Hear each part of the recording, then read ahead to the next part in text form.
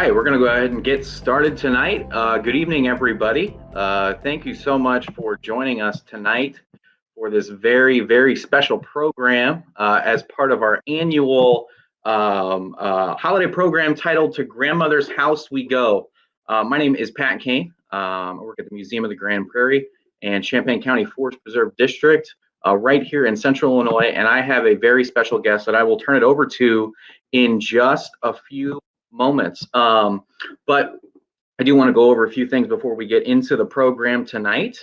So before I go looking for the bearded man with a red hat, I want to go over a few things, let you know what's coming up here at the Museum of the Grand Prairie. First and foremost, let us know where you're watching from tonight. Write down in the comment section below where you are watching from tonight. I am tuning in live from my home here in Champaign, Illinois, in front of the fireplace with a fire going. Christmas tree lit, and my wife did a beautiful job decorating the fireplace and the mantle just above me here. Also, our special friend is going to be tuning in live from the North Pole. So that is so far away. So we really want to know where you are watching from tonight. Pat Golowich is tuning in from the Chicago area. Katie, good friend Katie, is tuning in from Urbana. Ramona's tuning in from Rockford, and Denise is tuning in from Fisher. So if you haven't done so already, write down in the comment section where you're watching from tonight. And thank you to those who have already done so, writing down below. Another thing you can do is you can click that share button to share this stream so you can watch alongside your friends and family this virtual program as part of our virtual holiday program To Grandmother's House We Go. All day today, we dropped a number of awesome videos highlighting some virtual content and hands-on activities to go along with this holiday program To Grandmother's House We Go. To Grandmother's House We Go. This program we've been doing for over 30 years, where we invite everyone from the community in to have such an awesome time around the holiday season here in Central Illinois. There's really great craft activities from some of our educators. Ms. Sandy, Ms. Katie put on some really great videos and craft activities there. The Wandering Minstrels, who are Dickensian carolers from the Champaign-Urbana Theater Company, put on some really, really awesome virtual Christmas carols that you got to check out. So go back to our Facebook page and YouTube page later on tonight or tomorrow or in a few days and check out that awesome virtual content as part of To Grandmother's House We Go, this virtual version this year. A little bit about us, if you don't know much about us. Our museum, we've been operating since 1968, where our mission is to collect, preserve, and interpret the cultural and natural history of Champaign County and East Central Illinois. We're also part of the Champaign County Forest Preserve District, a collection of 6 forest preserves, educational facilities, golf course, and also an all-purpose rail trail here in Central Illinois and Champaign County. One other program I did want to promote coming up this Thursday, December 10th at 7 o'clock, again, right here on our Facebook and YouTube pages, is a program titled History Brought to Life, where African-American Civil War nurse Anne Bradford Stokes, portrayed by Marlene Rivera, will take place live on our Facebook and YouTube pages on Thursday, December 10th, live at 7 p.m. For more information about us, please visit our websites and social media pages. We're on Facebook, Twitter, and Instagram. You could also go to www.museumofthegrandprairie.org or the Champaign County Forest Preserve District website at ccfpd.org. Again, click that share button. Let us know where you're watching from tonight. More people letting us know where they're watching from. Jenny's tuning in from Tolono. Christine's tuning in from South Bend, Indiana, a state over. Theodore's tuning in from St. Joseph, Michigan. Thank you so much for tuning in. Linda's tuning in from the south side of Chicago, and Alicia is tuning in from St. Louis. So let us know down below where you're watching from. Also, we're going to get to meet a very, very special guest here in less than 1 minute. So one thing I would also like for you to do is down in the comment section, let us know what you're wishing for this year so we can let Santa Claus know. Write that down in the comment section below. Or if you have a question for Santa, let us know. One thing I'm wishing for is an opportunity to come together with family and friends again. You know, of course, with the COVID-19 pandemic, we're all cooped up in the house, trying to be as safe as possible. And I can't wait for the days when I can see my family and friends in such a large gathering again. But hopefully that will be here sooner rather than later. And I'm looking forward to that day. So let us know what your wishes are this year so we can let Santa Claus know, because he really, really wants to know. Even though he probably has a pretty good idea already, let us know as well. Okay, and now, ladies and gentlemen, what a joy it is for me to introduce to you a guy that goes by a number of nicknames you may have heard of, such as St. Nicholas, Kris Kringle, the big guy, the man in red. Let's give a warm virtual welcome to the big guy himself, Santa Claus, and let's give him a nice virtual round of applause. Hello there, Champagne. Merry Christmas to you all. Welcome, everyone. So how are you tonight, Pat? Oh, I'm doing great, Santa. I'm just really glad that you could join us tonight, join me tonight, take time out of your very, very busy schedule. Here we are on December 5th. We've got less than 20 days, less than 3 weeks till Christmas Eve, and you're able to join us tonight. How are you able to? I haven't received a letter from you in quite a while. You haven't stopped believing, have you, my friend? Oh no, Santa. I've got this sign back here that is encouraging everyone to believe. I want to let everybody else know that I believe, and everybody else should believe as well. But I'll have to pen that letter here pretty soon. But Santa, really, really good to see you. Really glad to have you here. And I know we've got a lot of people tuning in. We got people tuning in from what looks like all over the United States right now. We've got friends from right here in Illinois, Central Illinois. We've got people from Indiana, Michigan, St. Louis, Missouri, Shreveport, Louisiana, all over. And I said before, I'm asking for people to share some of their wishes with you, so you can know what they're wishing for this year, because I'm sure you would love to hear that. And I told them before, I'm not sure if you've heard, but one thing I'm wishing for this year is for an opportunity to go see friends and family yet again. You know, that would be a wonderful thing if we all could gather and be able to be safe while we're doing it. But unfortunately, this is one of those times in history, just like it was during the Black Death and in the 1918 Spanish flu, too. Those were troubled times, just like the times that we're having now. But soon enough, times will get better and we'll be back together again as family and friends. Yeah, Santa, I forgot that you've been through all of those historic times in this planet's history. What was it like during those times? Is it similar to now? Well, for a man that is 1,748 years old, I have seen a lot in my time. So, but times have been tough, and but we go through cycles, and then we go through the good times too. So, unfortunately, right now we're going through a dark time. So everybody should mask up, wash their hands, and socially distance 6 feet or more. So, but hopefully the next year, for 2021, hopefully we'll be able to get back together again in the bosom of family and friends and being able to hug one another and kiss under the mistletoe. Yeah. I'm really looking forward to that. Santa, we've got some people sending in their wishes, some familiar faces and friends of yours, I know. Pat Golowich, she's also wishing for an end of the pandemic as well. Pat is. We've also got Alicia. She's wishing to see family at Christmas, but still stay healthy. Yep. That's a wonderful wish. Yeah. We've got Faye is tuning in from St. Joseph, Michigan as well. Dave's tuning in from Seaforth, Ontario, Canada, another country. Closer to you up at the North Pole. What's the weather like? What's the weather like at the North Pole this time of year? Well, it has suddenly taken a cold turn, thank goodness, because it looked like we were going to have a warm beginning of the winter. But in fact, it looks like we got a nor'easter coming up the East Coast, going to hit New England and New York too. So we should see some snow there.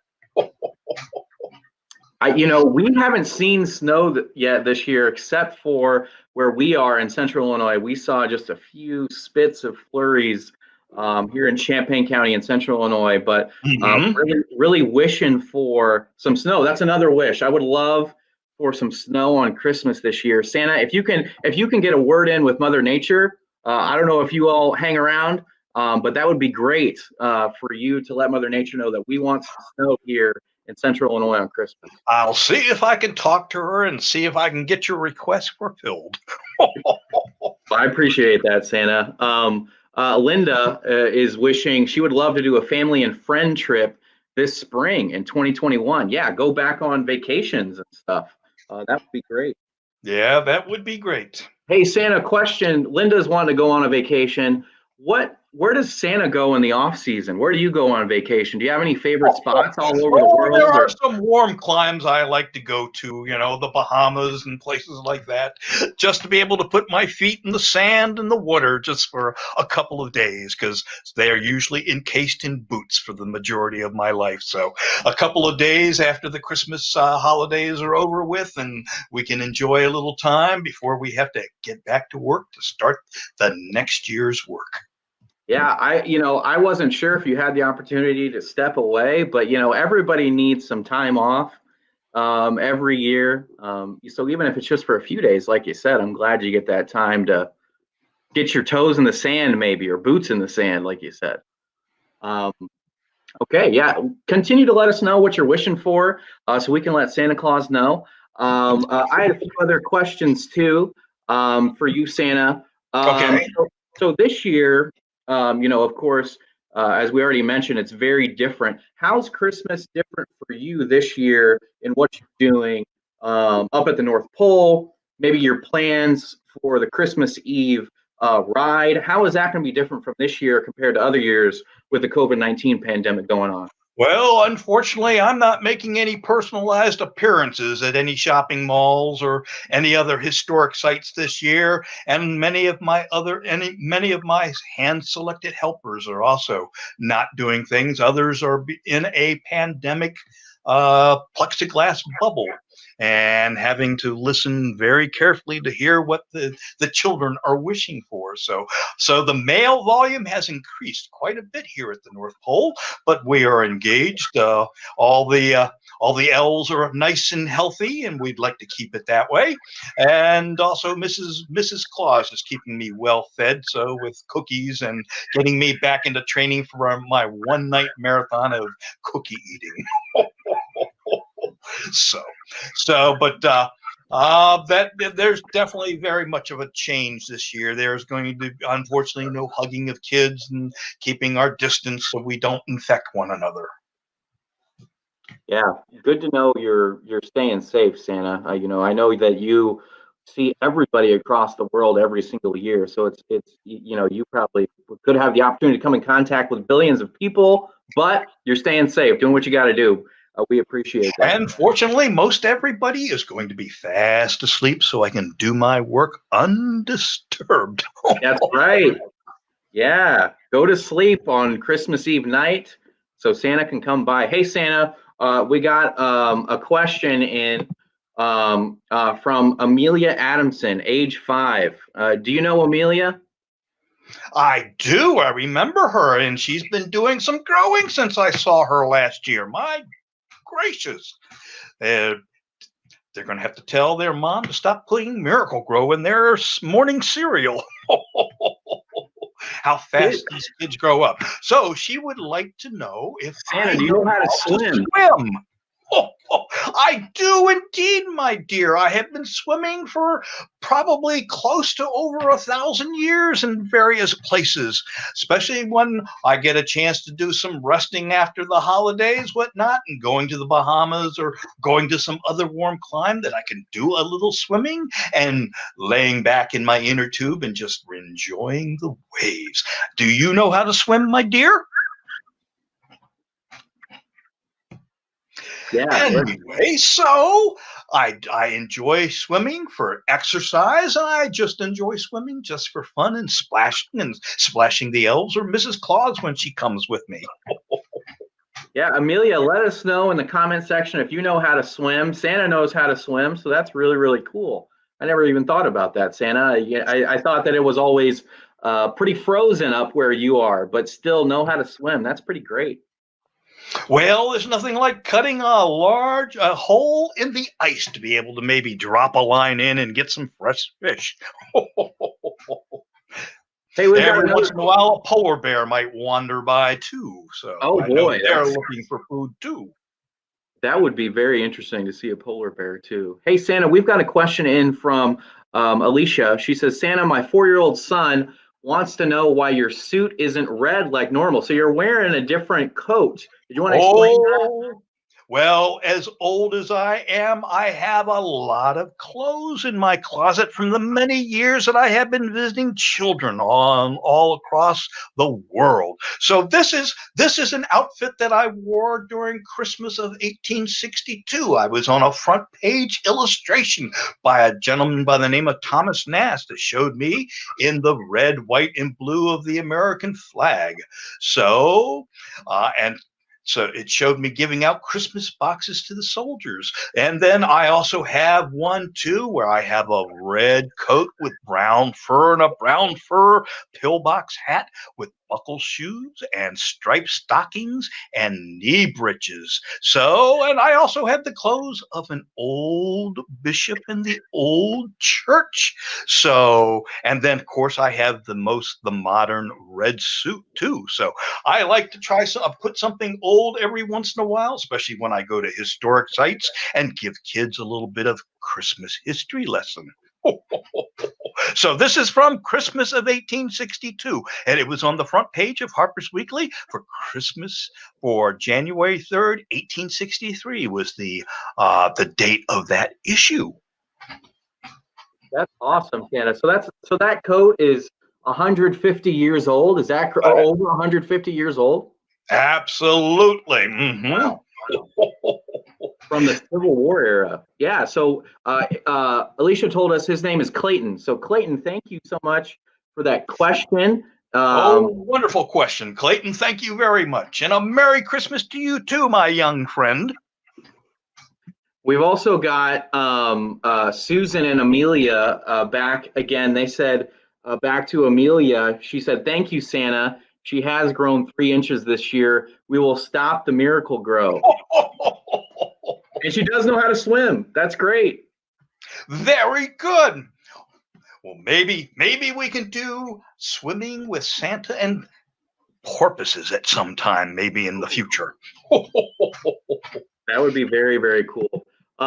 Santa, again, if you have any wishes for Santa, have any questions for him, write those down in the comment section below. Amelia and Clayton, thank you so much for sharing your questions and your wishes, and everybody else, thanks for sharing your wishes too. Santa, real quick, Yeah. what do you enjoy most about your job? What's the best part about your job?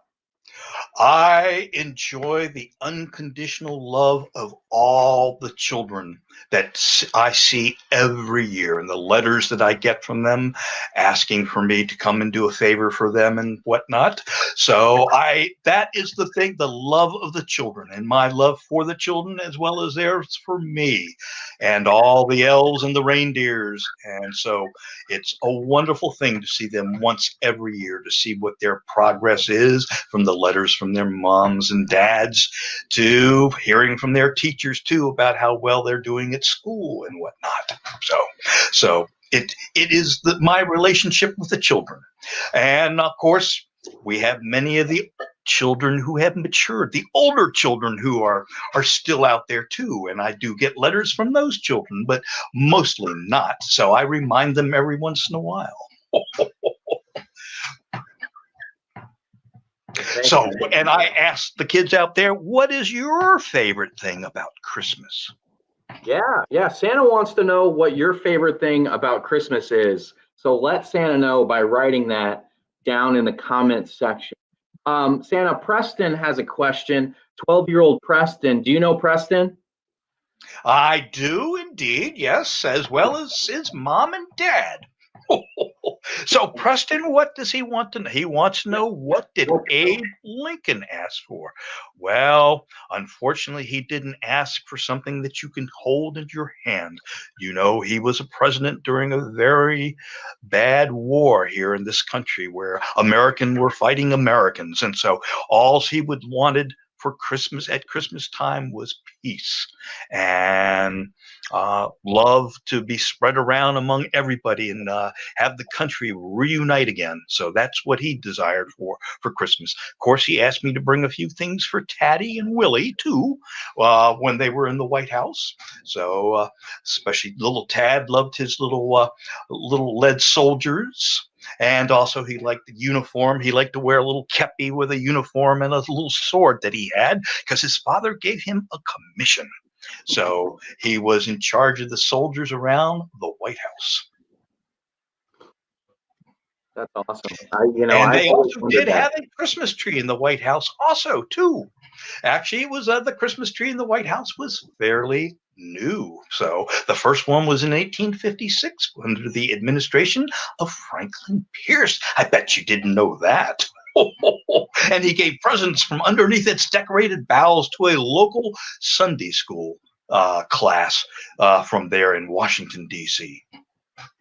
That's awesome. I did not know that, Santa. Thanks for letting us know about that. Clayton also said he thought maybe books. Abe Lincoln wanted books because he loved to read. I do know that Lincoln loved to read. Oh, he did. Loved his poetry. Loved the poet Walt Whitman. And also loved to read the letters of Petroleum V. Nasby, who was a comic writer that he enjoyed very much. Santa, Joey, good friend Joey at the Forest Preserve District. He said he would love to visit his grandparents in Puerto Rico for Christmas. Thank you, Santa. That's what he's wishing for this year, Joey. Hey, Joey, thanks for tuning in tonight.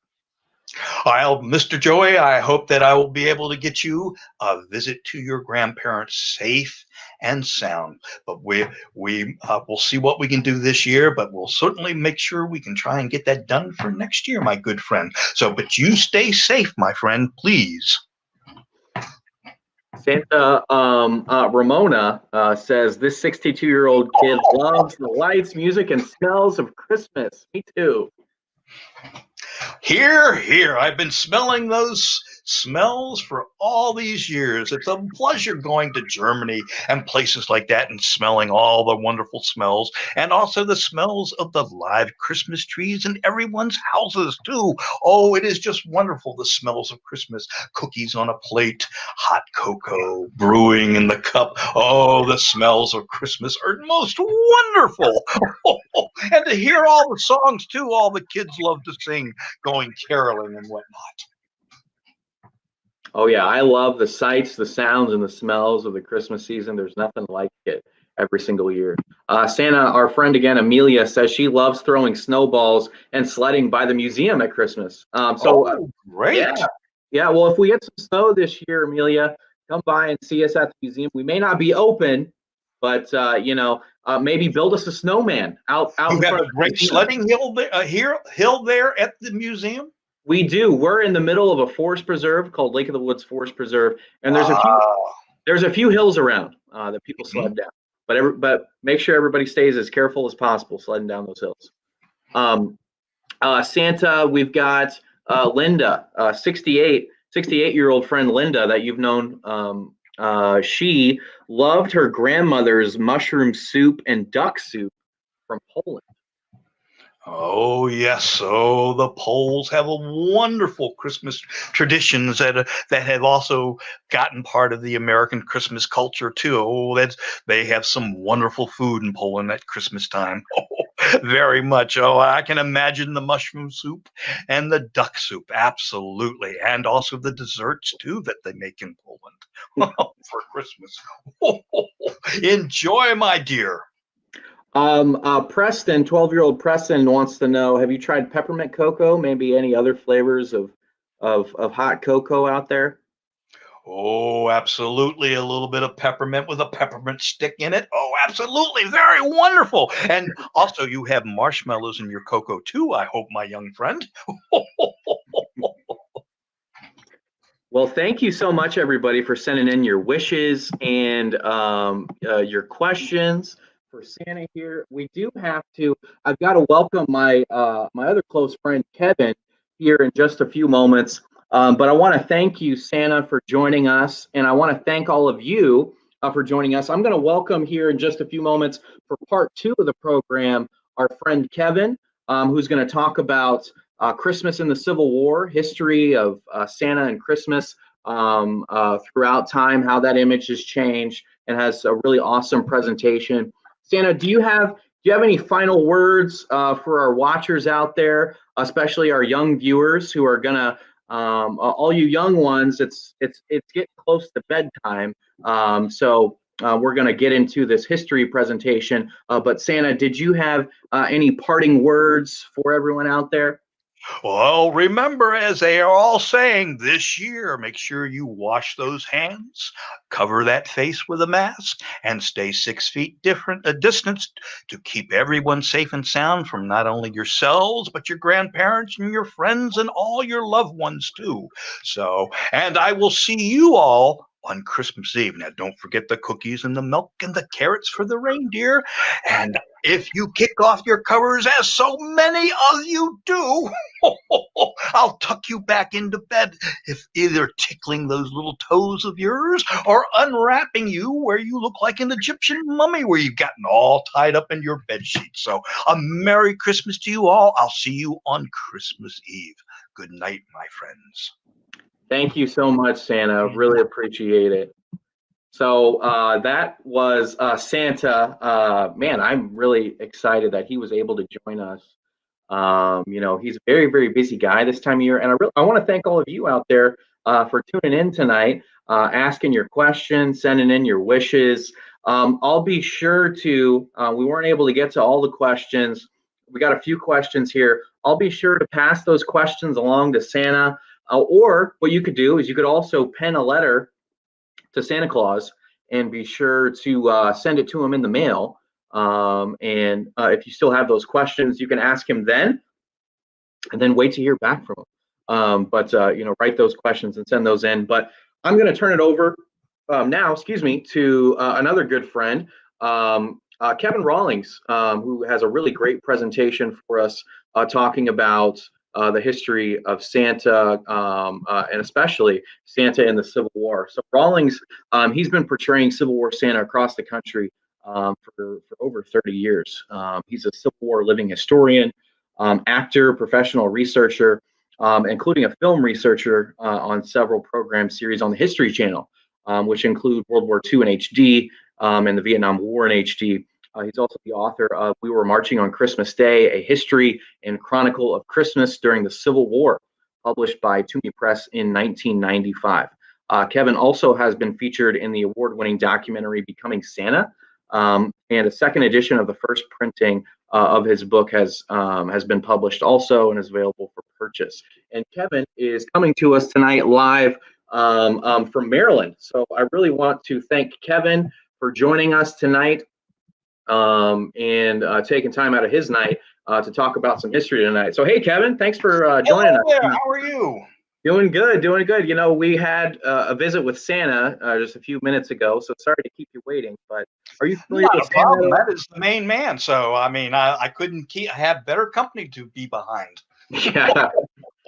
Well, Kevin, I appreciate you joining us tonight, and I know that you have a lot to talk about. So, without further ado, I'm just going to turn it over to you for your presentation, and I have some images to share too. So I'm going to share my screen, everybody out there, so you can see. So Kevin, I'll let you take it.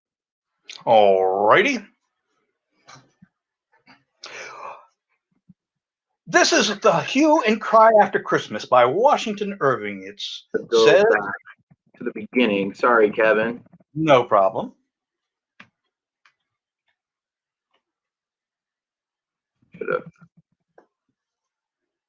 Okay, here we are. All righty. But is good old Christmas gone? Nothing but the hair of his good gray old head and beard left? Well, I will have that, seeing as I cannot have more of him. Those are the words of Washington Irving, our great first American novelist. So this is a picture that I modeled from Dean Morrissey, who's a wonderful artist. In fact, I've done a couple of Santa pictures with him, but this is the first artist that I worked with that has truly gotten the image of the Civil War Santa. Go ahead, next picture. And this is the book that I wrote back in 1995. It was nominated for the Fletcher Pratt Award.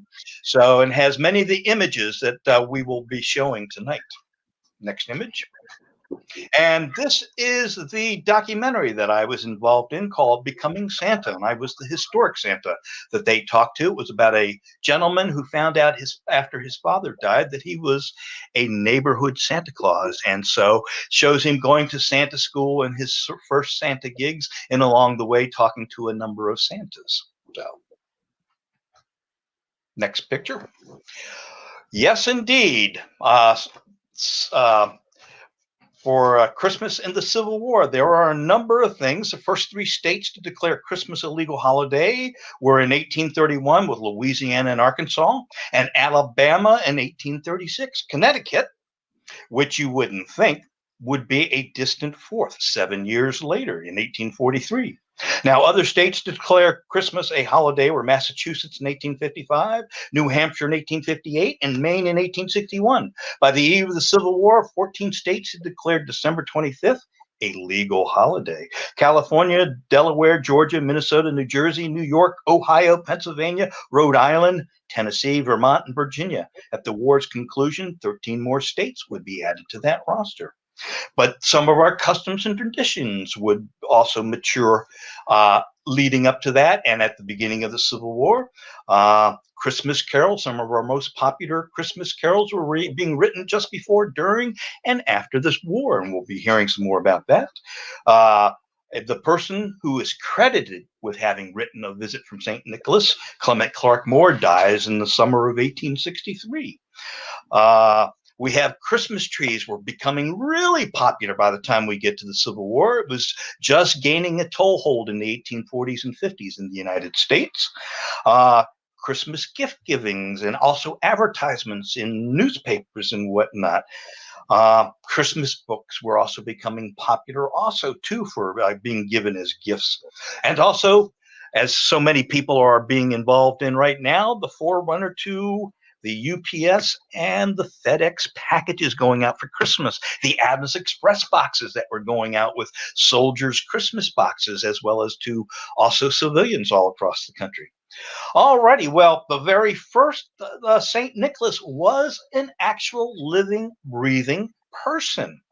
The old world Bishop Nicholas was born in what was then known as the country of Lycia, and the town of what was Patera in what is now present-day Turkey, to wealthy parents of Greek origin.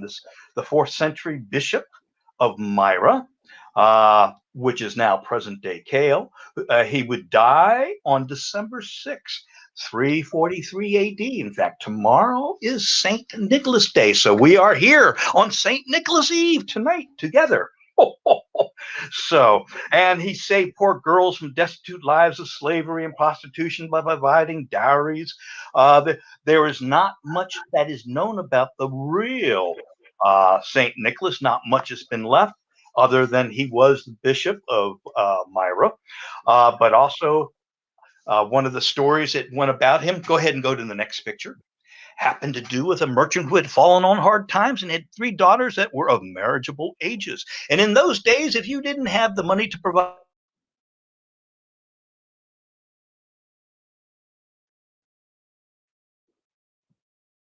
to.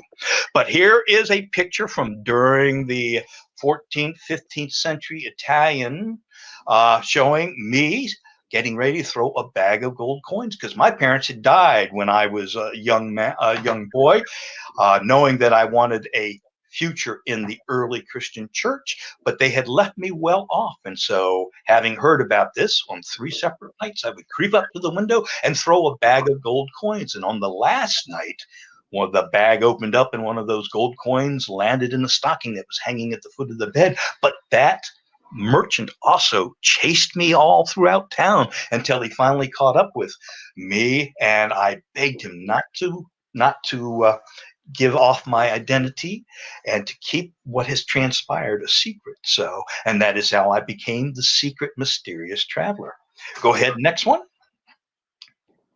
Oh, and also one of the stories that involved St. Nicholas too had to do with an evil innkeeper. And it seems that always it happens in threes with Nicholas. So here we have three students, and the innkeeper would murder those students, chop them into pieces, and throw them in the barrels of pickling brine. And one day, Nicholas happened to be going by the inn and sensed that something was not right. When he went by the barrels of pickling brine, when up rose these students, completely befuddled as to why they're standing naked and covered in brine in these barrels.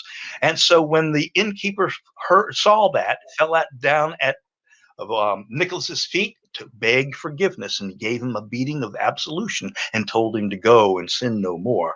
So, but these stories would get around about him, and eventually, upon his death in 343 AD, on his taking his body to the tomb, his casket would exude a viscous fluid, whatnot, and anybody that came in contact with this fluid, which was known as manna from heaven, was instantly cured of any diseases that they had, whether they were hearing voices or had leprosy and things like that. So they were cured. So, and eventually, later on, the stories of St. Nicholas would start to gather far and wide, and he would show up in in places in Europe. There were more towns and cathedrals and convents named after St. Nicholas.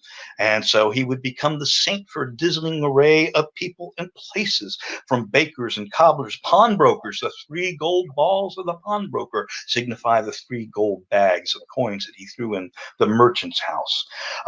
Tailors, woodturners, fishers, sailors.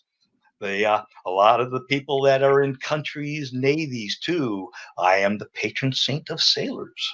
Prostitutes in the countries of Russia, of Greece, as well as in the city of New York. Although the Catholic Church would downgrade St. Nicholas's sainthood in 1966, because saying that there was little evidence that the miracles that he did while were being turned up. So, but later on, when the Dutch would come to this country, the Dutch of New York would introduce Sinterklaas or Father Christmas to early America. The Dutch variation, Saint Nicholas, would become anglicized to Saint Nicholas. And so when the Dutch were here in 1624, of New Amsterdam, that would eventually become New York. There would also be other places up and down the country. Columbus named a port in Haiti for St. Nicholas. The Spanish on the mainland named Jacksonville, Florida, St. Nicholas Ferry. And also the popularity would wane of St. Nicholas. Go ahead, next picture. And here's a picture of showing St. Nicholas. It was Italian sailors that came and stole his body where it was buried in Lycia. And they took it back to Bari, Italy, where he is now buried to this day. And his tomb still exudes that viscous fluid. In fact, they sell it too, that manna from heaven, which is supposed to have health healing properties. But anyhow, you see here the Italian sailors who stole his body. They were afraid that the Muslims were going to desecrate his tomb. So that's why they came and stole it. They happened to beat Venice to stealing his body, because Venice wanted to do it too, because there was a fast business in relics of saints.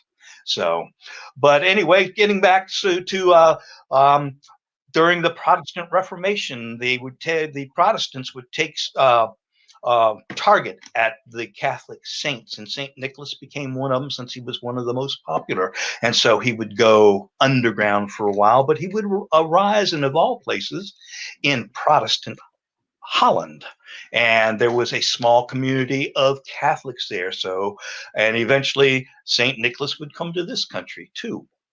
Next picture.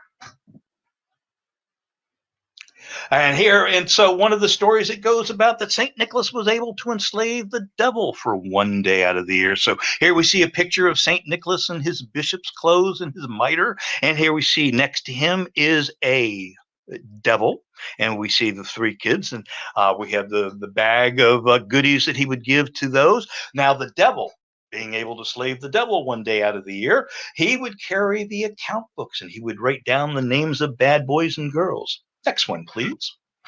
Especially in Holland on December 5th, I would ride into Holland on a white horse with with the devil following me with those account books. And here we see a Dutch Christmas card, and you see Black Peter, as he is known, holding the account books. And while I am riding in there too, during the Spanish occupation, St. Nicholas would arrive by a rowboat from the sea, and Black Peter would take the form of a Spanish Moor as a political joke. Next picture, please. So then we get to the founding of the United States, or the founding of the colonies, the early American Christmases. So the first one being in the timbered palisades of Jamestown Fort in 1607. Less than 40 original survivors would gather around the church of the altar of the altar of the Church of England to pray for another year and survive. They did, to have another ship come in with and fill up the depleted ranks of the settlers. And then again, also we have the Pilgrims would come to the Massachusetts Bay Colony in 1620. And so here we see a picture of the embarkation of the of the Pilgrims there. But a couple of years later at the Jamestown Colony, we would have Captain John Smith would write about Christmas in Jamestown as never more merry, nor feed more plenty of good oyster fish, flesh, wild fowl, and good bread, nor had any better fires in England than in the warm, smoky houses of Christmas in Jamestown. But then again, too, we have the Pilgrims that have come in 1620. Later on, the Massachusetts Bay Colony will mirror what is going on in ancient England when Oliver Cromwell comes to power. And so there will be an outlawing of Christmas in England, as well as any trying to stamp out any festive observances of Christmas on Christmas Day in the Massachusetts Bay Colony. One story had there were a couple of boys that were playing with a ball, and one of the Pilgrim elders came out, took the ball away, and said they ought to have a solemn reflection of the day and not a festive one. In fact, in 1687, Increase Mather would write a pamphlet denouncing Christmas. And in it, he would state, in apostolical times, the Feast of the Nativity was not observed. It can never be proved that Christ was born on December 25th. The New Testament allows of no state holy day, but the Lord's Day. It is in compliance with the pagan Saturnalia that Christmas holy days were first invented. The manner of Christmas keeping, as generally observed, is highly dishonorable to the name of Christ. Men dishonor Christmas more during the Christmas holidays than all the rest of the year. So, next picture, please. Interestingly enough, the Massachusetts Bay Colony would try to keep any immigrants from spreading their festives, and so there would be a war on Christmas in Massachusetts and also in Calvinist New England. So, but in 1810, a gentleman by the name of John Petard, who would start the first savings bank in New York and also the American Bible Society, the New York Historical Society in 1804. He also played a role in the establishment of Washington's birthday, the 4th of July, and Columbus Day as national holidays. But he was looking for that festive holiday around about the Christmas time. So he would come up with this broadside that he would ask Alexander Anderson in 1810 to do. And it showed Santa Claus, you good and holy man, in his bishop's robe. This would be one of the last times St. Nicholas would appear in his church robes and soon change over to more secular clothing. So here we have the boy here. We also have a beehive there, which is a sign of industriousness. While up in the right-hand corners, we see a young boy who's crying his eyes out because he has gotten a long black birchen rod switch for Christmas. I don't know why it's always the boys who are bad and it's always the girls who are so good. So, but you see the young girl, her apron has been well filled with all kinds of goodies. And also down below there, you can also see a number of stockings hanging at the fireplace. One has been well filled, while the other must belong to the young man because it is also filled with long black birchen rod switches. And it says, Saint Nicholas, you good and holy man, put on the bard the best you can and go clad there with to Hispaniola and Amsterdam. And if you bring me something, I will be always your friend. Next one. Now, this would be one of the members of what was known as the Knickerbocker Society or the St. Nicholas Society. He was a Knickerbocker. This is Washington Irving, the one who gave us the ghost story of the tale of Ichabod Crane and the Headless Horseman.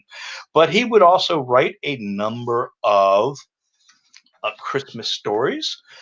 He would write a history of old New York from the beginning of the world to the end of the Dutch dynasty in 1809 by Diedrich Knickerbocker, and it would talk about how the Dutch would settle New York and how St. Nicholas would come to this country and he would be sitting at the fireside of Van Cortlandt, smoking a pipe before he took it off, snapped off, put it in his hat brim, and jumped into his wagon drawn by one horse and flew over the trees to go visit his other Dutch children to give good things to. And then he would also follow that up with a book called The Sketchbook of Geoffrey Crayon in 1819, which would have 5 essays about Christmas and all its festivities at Bracebridge Hall, but also would be filled with would also have the tale of Rip Van Winkle and various others too. And also, but these stories that would become the Christmas at Bracebridge Hall would feature the drawings of Randolph Caldecott too, a very famous illustrator. Next picture. In 1821, this wonderful 8-page children's book would appear. It was published anonymously by a bookseller by the name of William Gilley, who another famous New Yorker who was known to have written something, bought books from this gentleman. Its title is A New Year's Present for the Little Ones from 5 to 12. And as it says, old Santa Claus with much delight, his reindeer, count them, one reindeer, drives this frosty night or chimney tops and tracks of snow to bring his yearly gift to you. And here we have a picture of me with my name engraved on my hat and in a brown outfit. So it's possibly that this is what Clement Clarke may have written instead of what he has been known to have written. So next page. And this is Clement Clarke Moore. He was not a lively old sprite, but a rather taciturn, difficult gentleman. And he wanted to be known for a groundbreaking book of the lexicon of the Hebrew language that he wrote, because he was an Oriental scholar and taught Hebrew and various other treatises. But he possibly, what the story comes down is, in 1823, an editor of the Troy Sentinel in Troy, New York, and a man by the name of Orville L. Holly, who has an unlikely holiday name, will receive a poem anonymously in the mail from a family friend. And so he would take this and he would publish it. He would be the one who entitles it, but he also writes a editorial for it too, saying, "We know not to whom we are indebted for that following description of that unwearied patron of children, that homely and delightful personage of parental kindness, Santa Claus, his costume and equipage, as he goes about visiting the firesides of this happy land, laden with Christmas bounties. But from whomsoever it may have come, we give thanks for it, and we hope both our little patrons, both lads and lassies, will accept as proof of our unfeigned goodwill towards them, as a token of our warmest wish that they have many a Merry Christmas." And he will entitle it, next page, next slide, a visit from St. Nicholas. an account of a visit from St. Nicholas. And so this would appear in the newspaper, but I dare you to see the original, which I have seen, and try to find it because it is very hard to see. This is the title page from an 1848 Henry M. Onderdonk version of A Visit from St. Nicholas, which would also have a number of illustrations or woodcuts from T.C. Boyd. Next picture. And here we have what is known as the Knickerbocker Santa Claus. Here with buckle shoes, stockings, and knee breeches, and a red cool coat with brown fur and a brown fur pillbox hat. Next picture. And would you want to sit on the lap of a man that looked as maniacal as this? This is a rather scary looking individual. Next page. And this is the book, Christmas Poems and Pictures, that Clement Clarke name would first appear in 1837 on A Visit from St. Nicholas. So it would be quite some time, but there may have been somebody else that may have written that, although the one piece of physical evidence that was around burned up in a house fire in Minnesota in 1850 in the family of one Major Henry Livingston, who was a Revolutionary War veteran. Now, the interesting things about A Visit from St. Nicholas, when we get into it, are the names of the reindeer. We have Dasher, Dancer, Prancer, Vixen, Comet, Cupid, and we also have, how many people out there are going to say? Donder and Blitzen? It was not. It was originally Dunder and Bliksem, which is Dutch for thunder and lightning. But now Donder and Blitzen is actually German for thunder and lightning. But there have been many changes to the poem when it was first done. But it became, after a couple of years being published in various newspapers, it would become an annual holiday ritual. In fact, just before the beginning of the war, it would appear too. Next picture. This is a painting by a gentleman by the name of Robert Weir, who was the art and drawing instructor at West Point in New York at the United States Military Academy. Now, he was the professor for such future Civil War luminaries as Civil War generals as U.S. Grant, William Tecumseh Sherman, Thomas J. Jackson, also known as Stonewall, and future artist James McNeill Whistler, who ended up flunking out of West Point because he had gotten too many demerits and would leave this country and go to Europe and England and would never come back to this country again. But this is the first of a painting of St. Nicholas or Santa Claus from 1837. Weir would paint 8 of these canvases. Now, this is the one that is in the New York Historical Society. And again, you can see a couple of stockings that are hung up, and you can see a couple of them are well filled. You can also see around the fireplace the Dutch tiles too, and you also see the one stocking that has a couple of on the left-hand side has a couple of long black birchen rod switches, although there is a consolation prize hanging from the toe of that stocking in hopes that that person would turn over a good leaf and become good. And here he is laying his finger aside of his nose. This would become in fact, it is, let me tell you a secret. It is a secret sign of knowledge, like I know what you're getting for Christmas. But like I said, there are 8 copies of this painting. The Smithsonian also has a copy of this too, and each one is just a little bit different. Next one. All right, well, we also have the Germans would bring a couple of Santa Claus images along with the Dutch.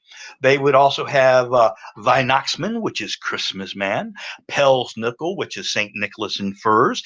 But we also have a couple of bad Santas, the anti-Santas. We have Rupert Knesch. We have Hans Strapp. Here we see him with his trees in the background, or the switches that he can take out and beat that poor kid. And it looks like he's got horns coming out of his hat there too. Next picture. Here's another one from the early 20th century showing another devilish image of Santa Claus. Also, there was also not only Hans Strapp and those others too, there was also Belschnickel. Next one. And here we have Belsnickel, who would knock on the door and ring his bells, and then he would throw walnuts through the door. And if they did not come back out, he would come in to see if there were any good children in there. And he also in the 1840s in the German neighborhoods in Baltimore, a St. Nicholas image of St. Nicholas would wander through the German neighborhoods, and he would have Black Peter or Pelsnickel with him. And Black Peter was the one that admonished the beatings while the parents would push their children up and say, this one's been good, this one's been good, this one's been naughty, and would have a beating administered to him right away as late as the 1840s in Baltimore. Next picture. Here's a picture from 1848 from Harper's Weekly. And here's an interesting, because in the middle of the 19th century, Santa Claus or St. Nicholas, I have a rather wild image. I have a fondness for wassail, and I like to dance with the ladies. But here we see a picture of me sitting in a sleigh, and here I am missing one of my most famous attributes: no beard. But also, if you look at the sleighs are being drawn by bottles of wine and turkeys. And these are not children in attendance. These are dolls. In fact, in 1863, there would be a story that would be in the 1863 Christmas edition of Harper's Weekly called The Santa Claus Ball, in which Santa comes back from the land of snow and ice. He's not at the North Pole yet. Nobody knows where he comes from, just know he comes from the land of snow and ice. And so he would meet with the dolls and all the toy soldiers and all that to find out which kids are being good, which are being naughty, which have broken up their toys, which children are sickly and may not live another year. But here we have the 1848 Santa Claus there. Next picture. Here we have, as an old man, this is Thomas Nast. This was the illustrator who would do the standardized version of Santa Claus from in the beginning of the 19th century. Now, he comes on board in 1862 of Harper's Weekly. He's also a veteran of Leslie's Illustrated and various other drawing assignments for various people. But he's a rather corpulent young man, but he has a pair of flowing mustaches. This is when he lost a lot of weight, when he was much thinner as a much older gentleman. But I want you to take a look at the face of this man here. See the flowing mustaches there? He would use himself for his own image of the next picture, please. His own image of Santa Claus. This is his most famous picture from 1881. This would be the centerfold in Harper's Weekly. It would not be in color, but showing Santa smoking a pipe. And so this is the one that all the merchants still use to this day, because it is now in it is in the public domain now. So many stores use this image for putting on their shopping bags or for images they use in their advertisements. And there's even on the bottle of a beer, there is a St. Nicholas beer with this image on it too. So, but Thomas Nast would join. He would come to this country as a young immigrant child in the 1840s. His father later on would come over too, but he would stay with Harper's Weekly until 1886, when he would leave that paper. And so he would spend quite a career drawing various Santa Claus images, and we'll see some more of the others that he would draw. Next picture. All right, well, these are some of the other images in the late 19th century of Santa Claus or St. Nicholas image. Here he has black boots. We have blue pants and a red coat with not a Santa hat, but with some kind of a cowl that to come from. So, but this is a Christmas postcard that you can still collect from the 1890s, 1900s. Next picture. This is a picture by N.C. White. He hated the Thomas Nast St. Nicholas, so he would make a number of his own. But here we see N.C. White, who lived in Chadds Ford, would illustrate such things as Treasure Island and various other children's books that famous through the years. But here's his image of St. Nicholas, as we see just after midnight with his bag and other goodies. Next. Here's another famous one. Norman Rockwell would do numerous ones for Saturday Evening Post, as well as for. So he would spend a lifetime doing his Santa Claus image too. Here we have another image here. Next picture.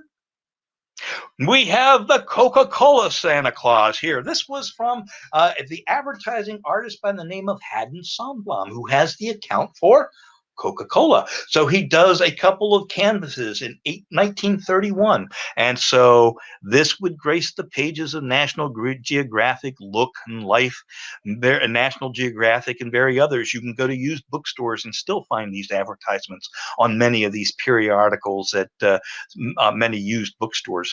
Next picture. Here we have Santa, where the kids have laid a Coca-Cola. So we have the commercial Santa Claus here. So they have left in this image, they've left a note on the thing saying, Santa, please pause here, with the pause that refreshes, as we see Santa with his book that he's looking in to see what he's going to leave behind before he has the pause that refreshes. So next picture. Also, the Germans would be responsible for bringing the Christmas tree to this country. The German influence, as it would be called. These are early, very early. This is from about the 1820s, a very early image of a Christmas tree. Usually they sat on tabletops. They were not the floor models that we know today. Usually they were about 3-4 feet tall, widely spaced branches that also were able to hold candles, but you only lit them for about 5 minutes at a time, and you would have a bucket with a long stick and a sponge on it to be able to extinguish those. Fortunately, there were relatively few Christmas tree fires, because that's all you did was lit it for about 5 minutes at a time. You didn't want to have the dense packed Christmas trees like we have today, because you'd be burning the branches above all over the place. So next picture.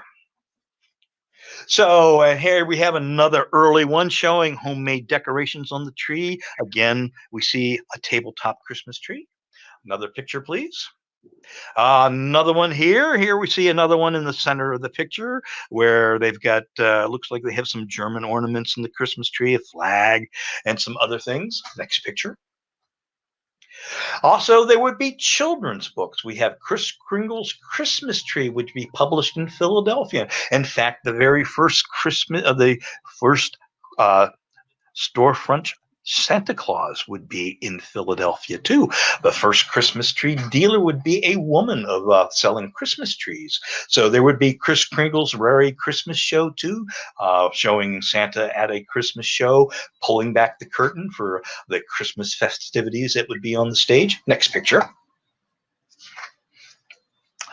But the Christmas tree would also take a detour through England, in which the German-born husband of Queen Victoria, Prince Albert from Saxe-Coburg, where the Black Forest was, would provide this Christmas tree.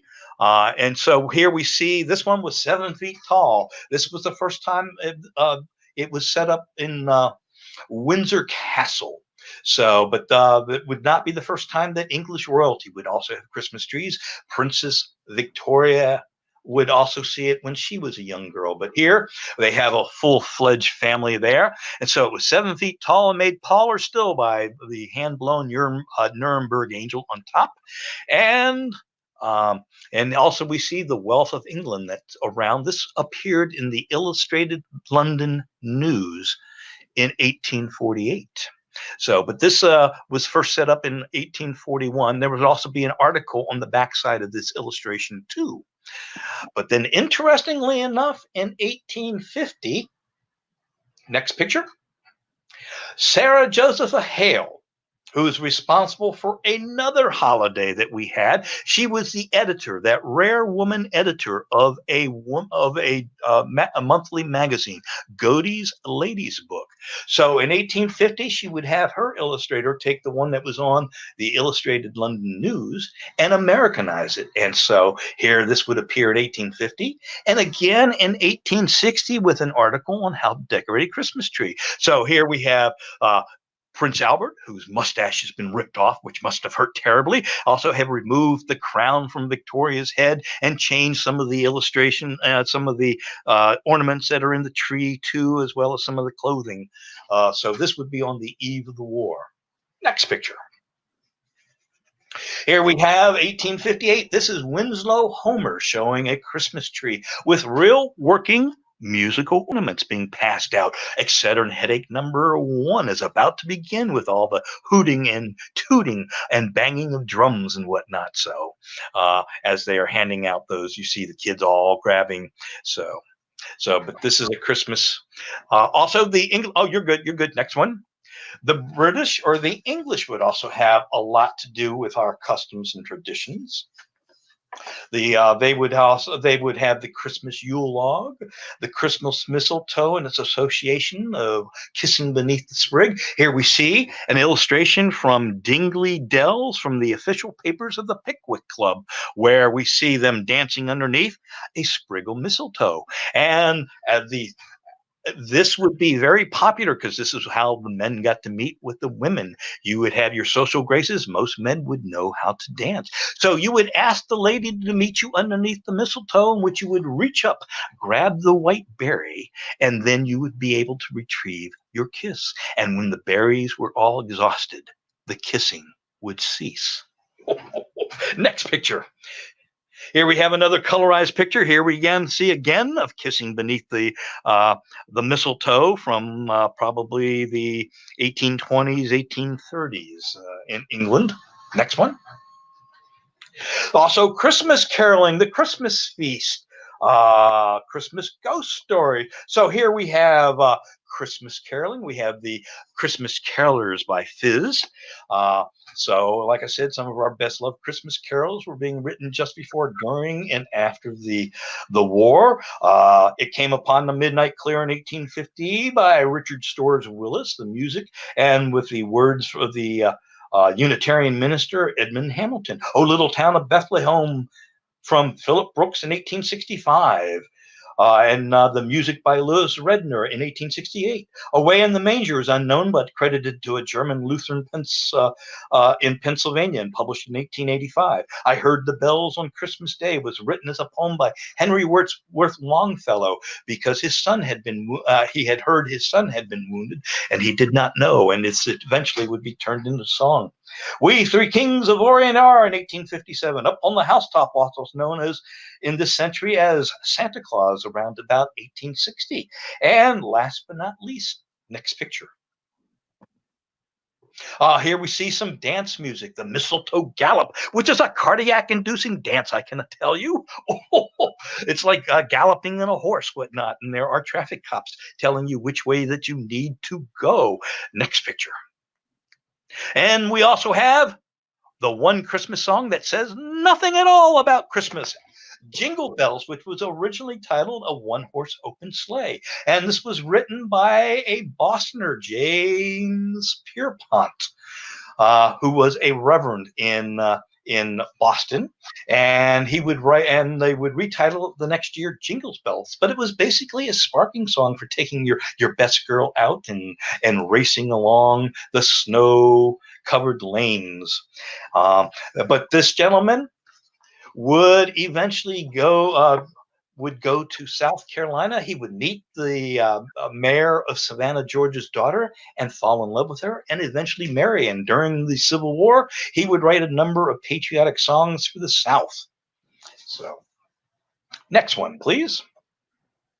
And here we see a picture of the Santa Claus quadrille, which is another one. And if you look down below, it's dedicated to the old Knickerbockers of Clement Clark Moore, Robert Weir, the painter and drawer, to maybe Washington Irving and numerous other people, Clement Clark Moore and stuff.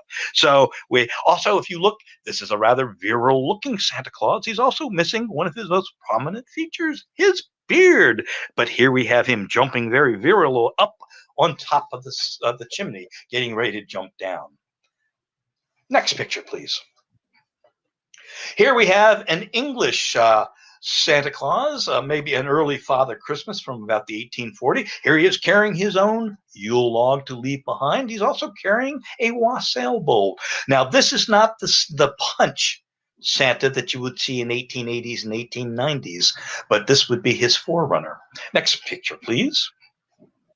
And here we have the Yule log. Although the Yule log will begin to disappear in the farm, in the fireplaces in ancient England, it would come here to this country, to the plantations, but because the size of the fireplaces would get smaller and smaller as people would move from the countryside to the city, to apartments and townhouses and things like that. Next picture. Here we have Christmas cards. The British were also responsible for the Christmas card. We have the gentleman who, excuse me for a second, sorry. No problem. Well, anyhow, I'm trying to think of his name.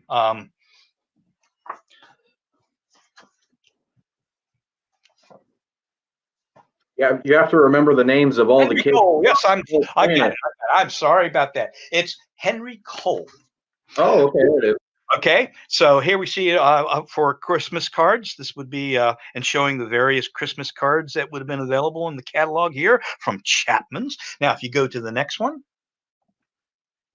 these are Christmas cards like we would know. Henry Cole he's got writer's cramp, so he's tired of writing these long letters telling about his Christmas activities, and he wants to get with his printer to see if maybe he could come up with a picture showing a family holding a banner that would say something like Merry Christmas and a Happy New Year.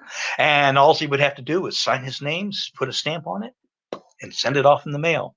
And sure enough, he and his printer, Mr. Caldecott, Horsley Caldecott, would go into business the next year and start selling Christmas cards for $1 a piece. But then there would be another gentleman who would come to Roxbury, Massachusetts. He would mass produce the ones, but the very first American Christmas card would be in 1850 by Richard Pease in Albany, New York. Now, Pease had a stationery store, and he would use the image that he would use for advertising Christmas cards and Christmas stationery and things like that. He would do small batches of Christmas cards. It would be 5 and 10 as an amount. It would not be later on until 1870 when Christmas cards would be mass produced by Louis Prang in Roxbury, Massachusetts. But during the war, Mr. Prang would be a competitor of Currier and Ives with his chromolithic color patent of color pictures and things like that. But the Christmas cards would be things that they would have satin tassels and satin ribbons, and they would be very expensive. But later on, he would go out of business from the Louis Prang from the Christmas cards that he would do. But you can still find them in antique stores. That you can still find the Prang cards. Next picture, please. This is the picture that Richard Pease would put on his first American Christmas card. In fact, he would use this on the bottom of the wicker basket. He would put the address of his stationery store and put this in his window, or use this for handout as advertisements. But there you see the Santa Claus here with tennis rackets, and almost look like Moose up there on the roof with him as he's getting ready to jump down the chimney. Next picture. And also Christmas ghost stories. 1843 would be a big year, not only for Christmas cards, but also for Christmas ghost stories, as Charles Dickens would write A Christmas Carol. And so here we see the second of the 3 ghosts that would visit Scrooge that night, with a picture from John Leech showing the spirit of Christmas present. Next picture, please. Charles Dickens would come to this country also in the 1840s and visit America, but he was really upset with the the duplication process of the laws in this country, the copyright laws, and so he was on tour, and he was railing against the copyright, because no sooner did he would have it published in England, and it would be already serialized here in this country in one of the many newspapers, like in 1861 for Christmas that year, it would be Great Expectations. So here we see he also gave. Later in life, he would also give a number of dramatic readings of Christmas Carol and various other things. Next picture, please. But he would also be the disciple of Christmas. In fact, he would write an essay in 1859 writing about the Christmas tree. And he would write, "I've been looking on this evening at a merry company of children assembled around that pretty German toy, a Christmas tree. The tree was planted in the middle of a great round table, towered high above their heads. It was brilliantly lighted by a multitude of little tapers. Everywhere sparkled and glittered with bright objects. There were rosy-cheeked dolls hiding behind green leaves, and there were real watches with movable hands, at least, and an endless capacity of being wound up, dangling from innumerable twigs. There were French polished tables, chairs, bedsteads, wardrobes, 8-day clocks, and various other articles of domestic furniture, wonderfully made in tin at Wolverhampton, perched among the boughs as if in preparation for some fairy housekeeping. And there were jolly, broad-faced little men, much more agreeable in appearance than many real men. And no wonder. Their heads took off and showed them to be full of sugar plums. There were fiddles, drums, there were tambourines, books, work boxes, peep show boxes, and all kinds of boxes. There were trinkets for elder girls, far brighter than any grown-up gold and jewels. There were baskets and pincushions and all devices. There were guns, swords, and banners. There were witches standing in enchanted rings of pasteboard to tell fortunes. There were teetotums, humming tops, needle cases, pen wipers, smelling bottles, conversation cards, bouquet holders, real fruit made artificially dazzling with gold leaf, imitation apples, pears, and walnuts, crammed with surprises. In short, as a pretty child, her bosom friend said, there was everything and more. Next picture. So here we see a picture of the harvest of the American countryside. The harvest is in, maybe over the river and to the house, to grandmother's house we go. But on the eve of 1860, the country was sadly tearing itself apart. Christmas of 1860 would be a tale of mixed emotions across the country. Storm clouds gathered on the horizon, portending a clamor of war. On December 20th, brought the news that South Carolina, the first of the southern states, had seceded from the Union. Christmas Eve brought forth Governor Pickens' proclamation declaring South Carolina to be separate, independent, free, and sovereign. A diarist from Camden, Arkansas, would write this Christmas Day of 1860, the last before the war begins. Another Christmas had come around in the circle of time, but it is not a day of rejoicing. Some of the usual ceremonies are going on, but there is a gloom on the thoughts and countenances of all the better portion of our people. Next picture. So this would be the picture that would appear on Harper's Weekly for Christmas of 1860, showing in the center a family gathered around the Christmas dinner with the servant bringing in a Christmas plum pudding. In the upper corner, you can see ice skating in Central Park. In fact, Central Park is being built even as we speak. So there would be ice skating there because the gentleman who would help found the Sanitary Commission would be the architect. Starts with an O. I can't think of his name just this second, but it'll come to me. But also on the opposite side, we see that new icon, the Christmas tree. That has taken a toehold. There are Christmas tree dealers in New York City, all over the place. So Christmas trees are being sold more than just to the Germans. There are Christmas tree dealers in Richmond, too. Also down and below, we see maybe telling ghost stories about the Christmas hearth with the great uncle. And also we see down below too. Down below is ice skating in Christmas Park. I'm sorry, the one upper left hand is doing maybe the Christmas schottish or the Christmas gallop. And then we also see an image of me holding up a stocking, while we see a young black girl on the other side in the middle hanging up her Christmas stocking. So, next picture. April would come and Fort Sumter would be fired upon. Everybody thought it was going to be a down, quick, and dirty war. But it would be lasting. It was only going to be a 90-day war. By the time we get to Christmas of 1861, we would still be engaged in the war. Now, this is one of the Prang pictures. Like I said, he was a competitor of Currier and Ives, but this is one of the Prang chromolithograph pictures showing the firing on of Fort Sumter. Next picture. Christmas of 1861, Harper's would feature a drawing by Winslow Homer showing Christmas boxes coming into the the camp that the soldiers had set up with their Adams Express boxes. Charles Dickens' latest Christmas stories are published entirely within. The week the December 28th issue would have a centerfold contained another Winslow Homer drawing showing the philanthropy of the area with the great fair in the New York City to raise money for the city's poor. But also, as you can see here, we see the soldiers opening up.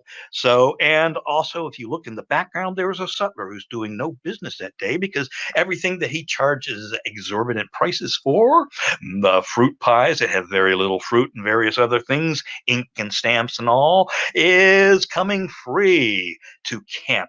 Many of the soldiers who would get a Christmas box would share with their less unfortunate comrades, and so there would be Christmas feasting in the Christmas camps all day long. So we see the socks, we see a couple even pulling out Christmas stockings there too. Next picture. Here we see one of only two that Leslie's Illustrate would do for Christmas during the Civil War. This showing a Christmas mumming or masking, which is where you get dressed up in garish costumes.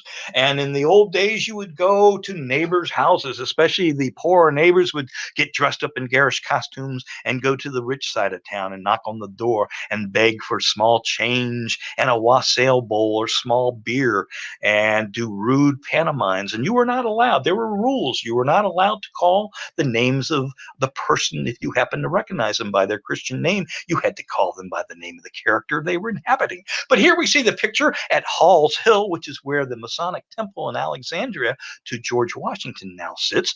This is the illustration showing the soldiers dressed up in costumes.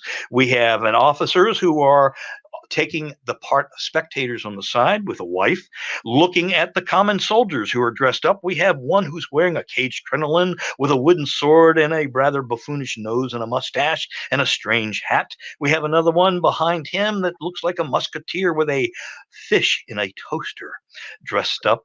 And we have a gentleman dressed up like a German hoisting a tankard of ale and a Christmas tree on a stake. And we have another one dressed up like maybe Davy Crockett. Also, we have another one who's got a garish costume on. We have a drummer boy who's got maybe a large turnip with a jack-o'-lantern face on it too. We have another gentleman who's dressed up like a Chinaman who is carrying his outfit there. So, but in 1861, John M. Williams of the 21st Alabama Infantry would write from Fort Gaines, Alabama, which is at Mobile Bay. In fact, it would be involved in the Battle of Mobile Bay, about his regiment's Christmas Day drill, like you see here, after an early morning eggnog. And eggnog back then was a highly alcoholic concoction, not like the pasteurized concoction we know from 7-Eleven today. It had bourbon and rum in it. Lots of bourbon and rum. And so he would write, the grand event of the day was a regimental mock parade, which came off at 10 o'clock. All companies turned out in full dress with officers chosen from the privates in the ranks. One of the infantry boys acted as Colonel Crawford and imitated him very well. Another of our men was dressed as a woman with a cocked hat to represent the major, who was nicknamed Nancy. You know, I dressed in Lieutenant Cluis's uniform, well stuffed out with Mrs. Turner's pillow, and had command of our company.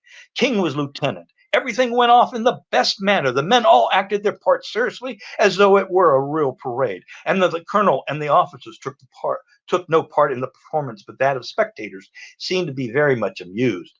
Lieutenant Colonel Ingersoll seemed to think that the burlesque of the major was rather too severe, and I think he sent word to him that he had better retire from the field. However, he was there long enough for everybody to see, recognize, and laugh at the caricature. And then later on, the 21st Alabama would go back to their barracks to have their Christmas feast, in which it would consist of a Christmas dinner, which included such things as cold turkey, roast beef, salt, pepper sauce, jelly cake, eggs, bread, mince pie, one kind of cake, another kind of cake, pepper, turnips, sugar, sherry wine, sweet potatoes, sugar top cake, vinegar, mustard, and port wine. After dinner, each man of the regiment gave a toast such as "The last chance made the bizarre mess never fare worse than when they took the last chance for Christmas dinner." And then when they ran out of alcohol, they reached for the old standby, the pepper vinegar. Next picture, good man. All right, here we have a picture. I think this also might be Winslow Homer. Here we show the pictures who are wondering what all the hubbub was, because I have obviously been there. And the child who has been in bed obviously has been very inventive, because not only has he hung up his stocking, he's also hung up his trousers, which he has tied off the bottom of the pants legs so nothing can get through. And you can see balloons hanging up there. We can see skate on the bedstead there. So there must be a couple of children there. So I can see a couple of stockings there. Next picture. Also, there was a comic writer who would write. His name was Orpheus C. Carr, which was a play on the words of the bane to the Lincoln administration, office seeker. So, office seeker, he was the contemporary of Artemus Ward and Miles O'Reilly and Petroleum V. Nasby, and he would write. He would write about the Union's 101st Mackerel Brigade, and his Christmas reminiscence of his youth is full of puns. "A Merry Christmas and a Happy New Year, my boy, and the same to yourselves. The reoccurrence of these gay old annuals makes me feel as ancient as the first families of Virginia and as grave as a churchyard." How well I remember my first Christmas. Early in the morning, my dignified paternal presented me with a beautiful spanking. Then my maternal touched me up with her slipper to stop my crying. Sensible people are the women of America, my boy. They slap a boy in his upper end, which makes him howl, and then they hit him on the other end to stop his noise. There's good logic in that idea, my boy. Now, that first Christmas of mine was memorable from the fact that my present was a drum on which I executed a new opera of my own composition with such good effect that in the evening, a deputation of superannuated neighbors and old maids waited on my father with a petition that he would send me to sea immediately. Next picture. Here we have, even though Christmas has come, even we are engaged in a war, so there will be military duties that will have to be followed. It is not a celebration. It is not a day off. We are engaged in a war. But here we see a soldier who is out and maybe doing the long drill, the long roll, because also one of the big things with many Southerners, especially in Virginia, it was a Christmas tradition to go outside and welcome Christmas morning by firing your guns. And so this had some a couple of consequences during the Civil War, when the captain of his company thought they were being attacked when his men went out and started firing their weapons. And there were a couple of Yanks that made their way across the river to provide Christmas and were invited to stay for a dance, but also faced arrest. But the Confederate soldiers had promised them good contact back to their lines. But here we have Alfred Bellard of the 5th New Jersey recounted Christmas in his camp on with a new popular Christmas icon on the lower Potomac. On Christmas Day, Company H of our regiment was well supplied with good things, as their friends had sent them out about 18 boxes containing plenty of poultry, various other good things, making mouths of the less fortunate companies water. As I received a box myself about this time, it did not affect me quite so bad as some of the rest. In order to make it look much like Christmas as possible, a small tree was stuck up in front of our tent, decked off with hardtack and pork in lieu of cakes and oranges, etc. This And our band of 15 pieces arrived about the time, and the boys were highly elated at the prospect of plenty of music. And it was noted that when the regiment marched out to parade with our band at the head of the line, the boys had more rubber in their heels than formerly. Next picture. And here we see a soldier who may be on the opposite side of that river, be it the Potomac, where in 1861 the Confederates crossed on Christmas morning and tried to break up the canal and attack Fort Frederick, but were driven off. So, but here we see the Confederate soldier also marching his lonely route on the drill side, on the far side, where they might "Merry Christmas, Yank. The same to you, Johnny." So, next picture. Now, the Tennessee Brigade, which was made up of the 1st, the 7th, and the 14th Tennessee, the 19th Georgia, and another organization, the 5th Alabama Battalion, they would go marching into Strasburg. So here we see pictures of a bunch of soldiers who are marching, probably out on drill and things like that from camp. But the Tennessee Brigade marched into Strasburg on Christmas Eve and began intently scouring the town for all available eggs and whiskey for the making of Christmas cheer, a strongly fortified eggnog on empty stomachs. Now, you can imagine going into town and this happening. John Fight of the 7th Tennessee remembered the boys got hold of eggs and whiskey and had a big time. And the next morning they were so drunk they had a hard time getting started. I have no idea how many of them were drunk.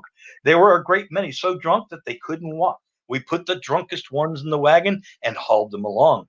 A fellow member, David Phillips, concurred in his diary with some understatement. Christmas morning, a fine one. The boys began to take their Christmas last night. A good deal of drunkenness in camp. In the morning, the captain gave us a treat of eggnog. One half of the boys very tight by 9 o'clock. Never saw so many drunk men before. It might be said with propriety that the 7th was drunk on Christmas Eve. And then Robert Mockbee on the 14th Tennessee would add, go to the next picture, please.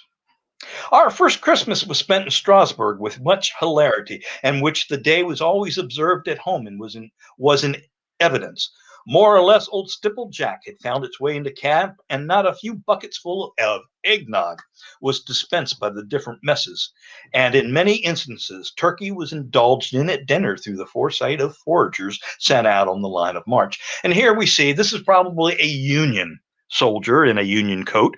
Here he has been out foraging because we can see a number of feathered fowl hanging off of his saddle and saddlebags. So, as a last comment on the Tennessee's brigade visit to the hospitable Strasburg, Marcus Toney of the 1st Tennessee would wryly comment, "If there was any whiskey or eggnog left in town, I did not know of it." Many of the men of Colonel Maney's regiment hastily gulped their fortified eggnog as the regiment marched north out of town. The intoxicating effects soon prostrated many men on the roadsides. The foul closers were obligated to sling the helpless men into wagons for the duration of the march. And if Stonewall Jackson had seen any of this, there would probably have been a number of court-martials. Next picture. Well, the last Christmas for 1861 would be a mysterious scribe of Company C of the 4th Kentucky. And he would write, December 25th, 1861, the birth of Christ our Redeemer finds our country struggling in the holy cause of liberty with the vile horde of robbers and assassins sent to burn and destroy by their master Abraham Lincoln, who occupies the chair in Washington. And so in 1862, Christmas comes along, and here we see a colorized version of the front page of Harper's Weekly. This would be the very first published Thomas Nast illustration of his tenure at Harper's. It was January 3rd, 1863. In fact, there was an article on the inside page, number 2, which was called Santa Claus Among Our Soldiers, which said, "Children, you mustn't think that Santa visits us alone, for he also visits our soldiers in the field." So you can see the soldiers who have gotten their Christmas boxes, and you can see one has opened up his, and he's pulling out a Christmas stocking. Now, in the very background, you can see where the smoke is by the flag. There are soldiers engaged in various games. In fact, this really will happen in Fredericksburg. There will be horse races, Indian wrestling. There will be horse races. There'll be foot races and all kinds of good things too. But we also see there are soldiers who are chasing a greased pig. The soldier who can catch that slippery swine will get $4 prize money, which was a lot of money for a soldier that only earned $13 a month, $11 for the Confederates. Also, we see soldiers who are also playing football, although I dare say it's not the NFL version we know of today, you fathers. And we also see soldiers who are climbing a greased pole for the money purse that's been nailed to the top. And the soldiers have erected an evergreen arch to me that says, "Welcome, Santa." And there is a product placement in the picture, because on the back of the sleigh, right behind me, you can see there are Harper's Weekly. So both you lads and lassies can get a peek at the annual Christmas number. In fact, NAST will also do the centerfold too. Next picture, please, sir. All right, so we have this is called Christmas Eve. From a distance, if you look, it looks like a pair of binocular lenses. In fact, up top is George Washington's tomb, as the where you can fine tune it in to sharpen it up.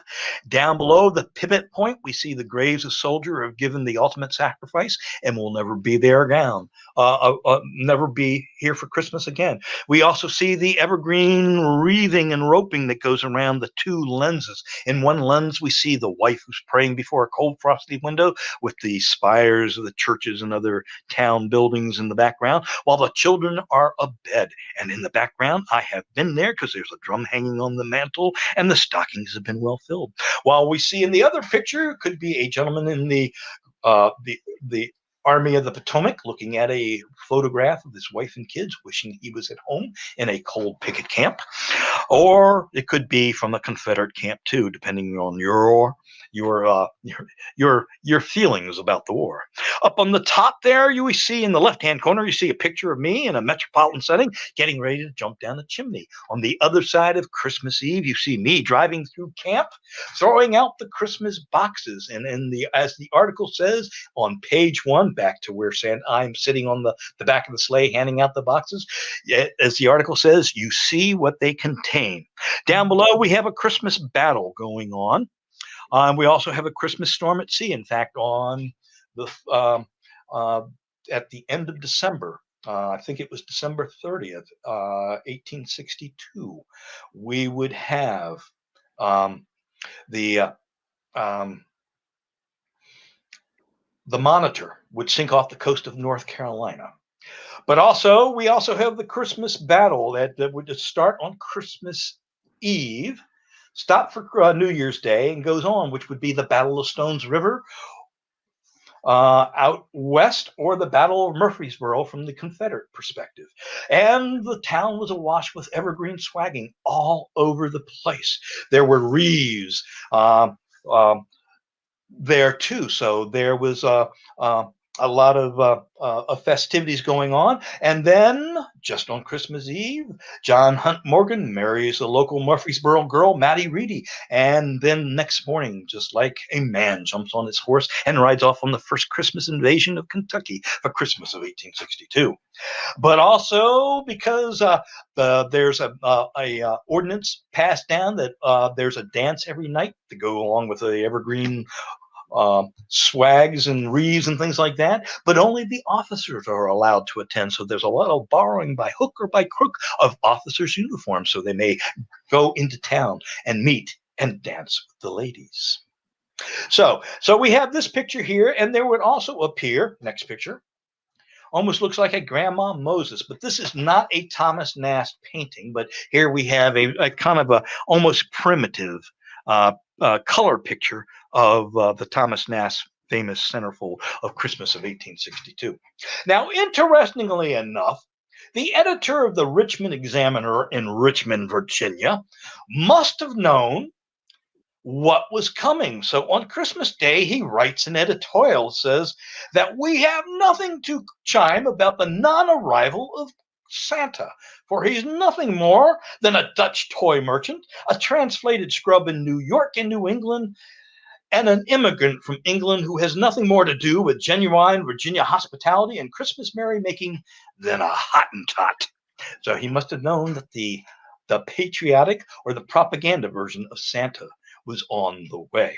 Now, another thing to say about that too, I have looked long and hard for a Confederate patriotic or propaganda image and have not been able to find it. I am continuing to find it. Now, there was a publication that was put out in 1867 called General Lee and Santa Claus, where three kids write to Santa asking if he was the one that kept Santa from coming to visit them during the war, and which he writes back that he did.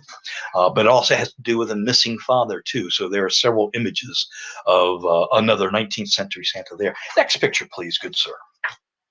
Here we see pictures of soldiers at after the Battle of Fredericksburg, which happened on the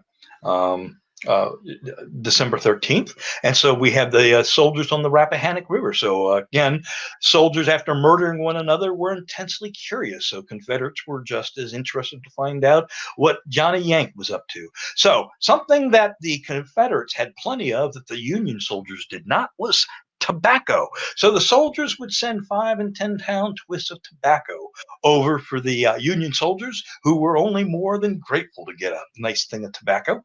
And so they would also put on their ship, if you can see in the foreground, there would be a ship there. They would load up a pound of coffee, the latest newspapers, and send it back over across the river. And the Confederates were more than happy to get a real coffee from the burnt rye substitutes that they were drinking back then, as the hardships were beginning to fall in on the food for the soldiers at the time. So this is a painting that Ray Fuckwer did.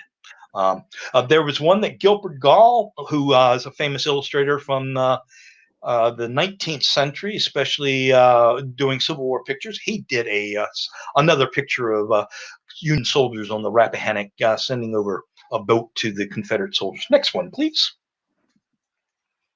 Here we have a painting by Henderson showing, because of the Battle of Fredericksburg, there was families became refugees because Fredericksburg would be shot up very badly. In fact, most of the houses were not livable for a while. So many of the families had to live outdoors, or they had to go and travel to families who lived in Richmond or farther, like in Lynchburg and places like that. But here we see a Confederate soldier on at Christmas time getting ready to say goodbye to his loved one before he has to rejoin the army. So, in fact, Ella Gertrude Clanton Thomas of Augusta, Georgia, would write about having the Christmas tree for the very first time, which Mamie, Cora, and Lizzie in Augusta, Georgia, would arrange in the girls' room and did not exhibit until the next morning after breakfast, very much the delight of all concerned. Turner was very much afraid Santa would not bring him anything, as he has been a shrewd suspicion who Santa is. Mom gave us an elegant dinner, and for the first time in 6 years, we were all assembled around the table together. How little I imagined that the Christmas would find me at Belmont, my husband at home, and my children all well. So this would be Christmas in Augusta, Georgia. Next picture. Here is the go on back one more. Go back. Okay, that one. Yeah. Now, in 1862, Kate Mason Rowland, who was a Confederate nurse, would talk about providing Christmas for hospitals, because also prisoner of war camps were also up and operating too. So Christmas would be barren affairs for both Union and Confederate soldiers. But this nurse would write, "We spent Christmas Eve with Mother at the hospital, and the next morning, Christmas Day, helped to make good things for the soldiers, stewed oysters and made eggnog, and then superintended the preparations for Christmas dinner for the convalescents. It was delightful to see their enjoyment. 400 men were served with chickens, ducks, pies, and cider, and the wounded and sick in the wards had turkey, oysters, etc. Her husband had a 48-hour leave and went back to the front on Christmas morning." Next picture. So here we're now to Christmas of 1863. This is the centerfold that Nast would do for Harper's Weekly. This was called the Christmas furlough. A furlough was where a soldier would get a small vacation, would get a chance to leave and go home and visit family and come back. So in the middle here, we see a soldier who's gotten a furlough and he's home and in the arms of his wife. And we have one child who's gleefully climbing up his leg, while the other ones were not quite sure who this bearded stranger is. So, and we also have family and friends in the background. We have the tabletop Christmas tree, that new Christmas icon. So the boy gleefully climbing up. The little girl's not quite sure who Papa is because she's been born since Papa's been away in the army. And in the panel to the left, this is Christmas Eve with me having just come down the chimney. Peering over the sleeping forms of those children. And down below, we have a nativity scene on Christmas Eve with the Christ child and Mary and Joseph and the attendants all visiting the manger scene. And down below, underneath the main picture, the Christmas furlough, we have that gentleman who is sitting at the table raising a toast to the soldiers in the Army and the Navy and thanking as his Christmas furlough is about to run out. So, and then we also have Christmas morning on the right-hand side of the panel, which may look like Christmas in all of your household, as the children are busy ripping into what they have gotten, pawing through their stockings to find out what is sweet and edible there. And down below, we have the family off to Christmas morning services. Now, Abner R. Small of the 16th Maine would write about a Christmas furlough. And he would write, applications for furlough have been frequent of late. That Sergeant Major Maxfield sent up his application based on Deuteronomy 20th chapter 7th verse. And what man is there that betrothed a wife and have not taken her?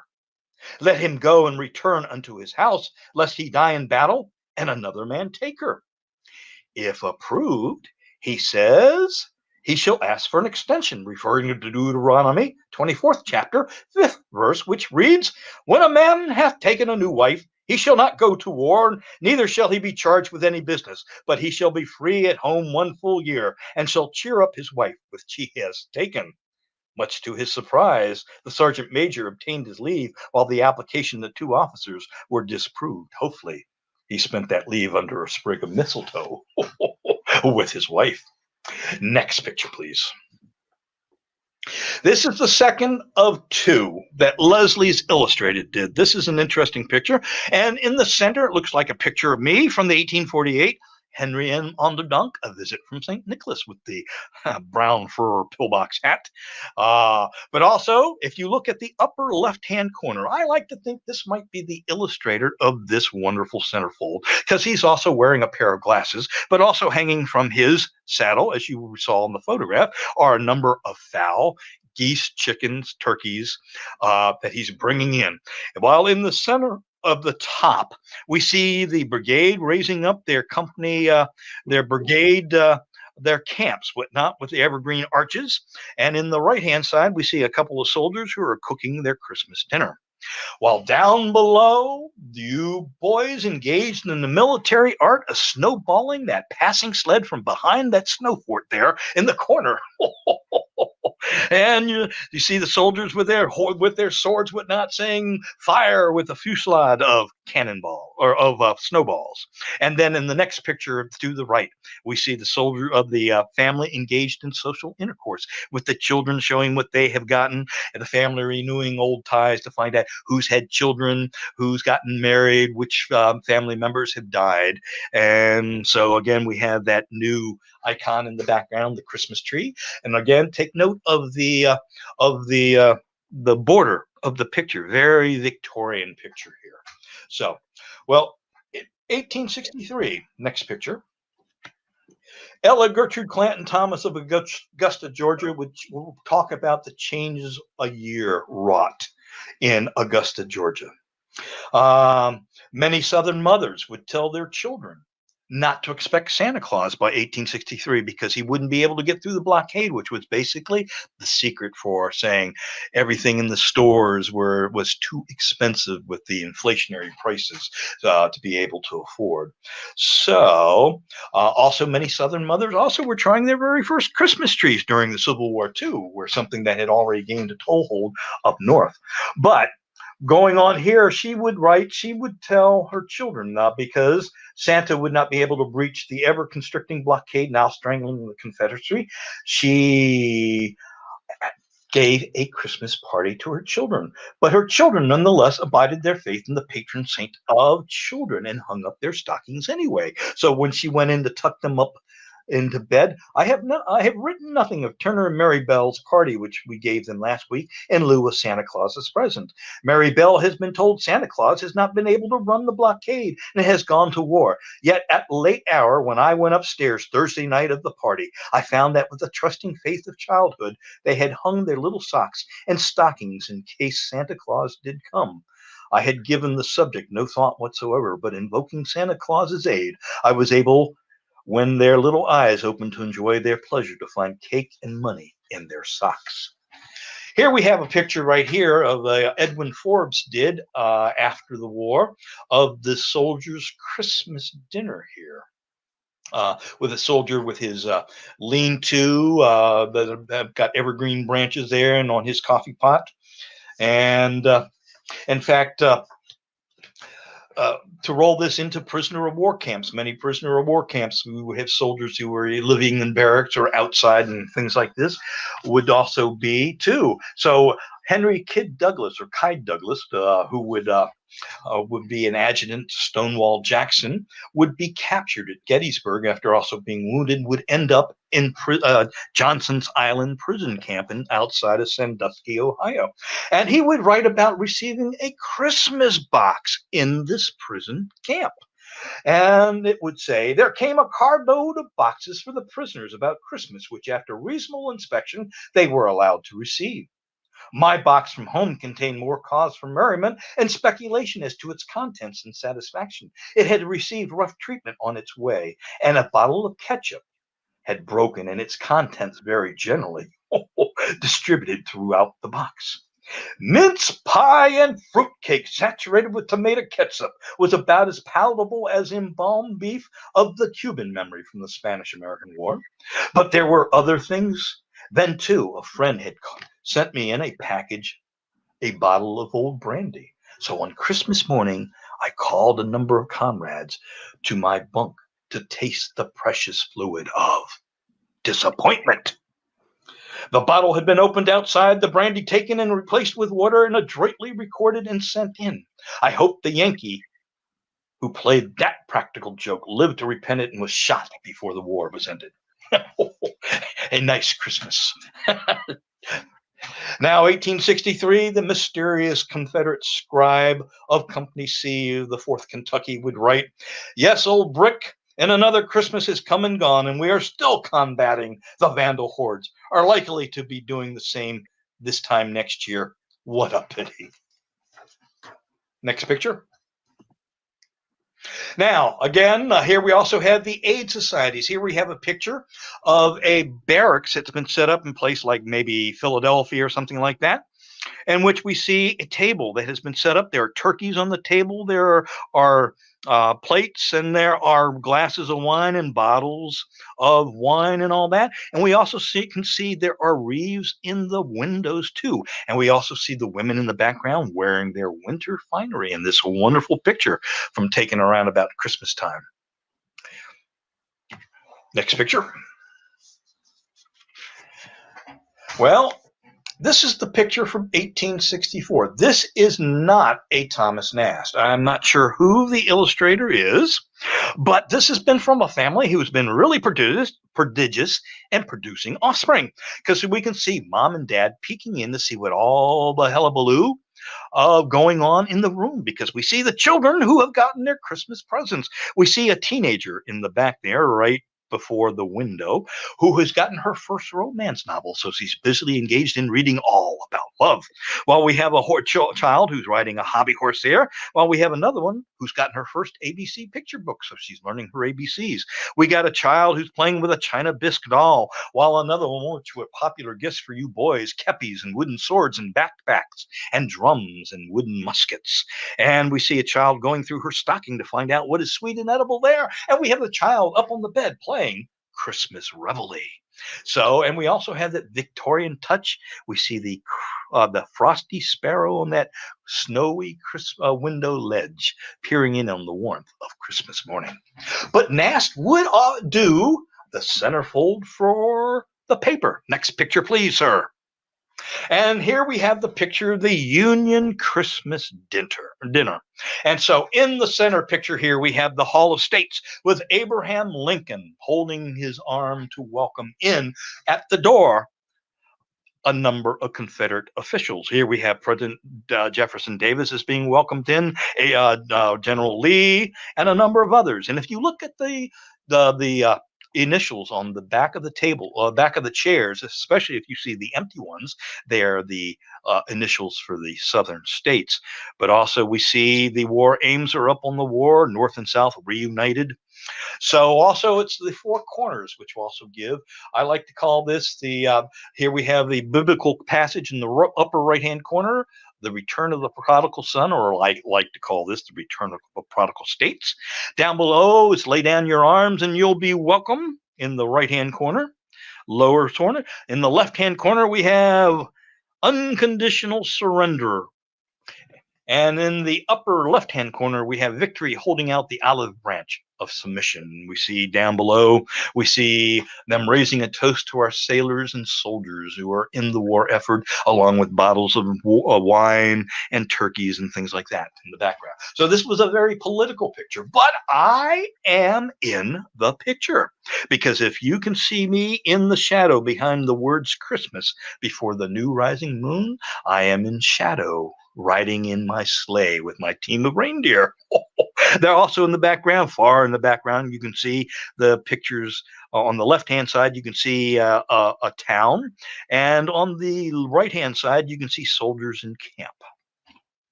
So next picture, please, my good man.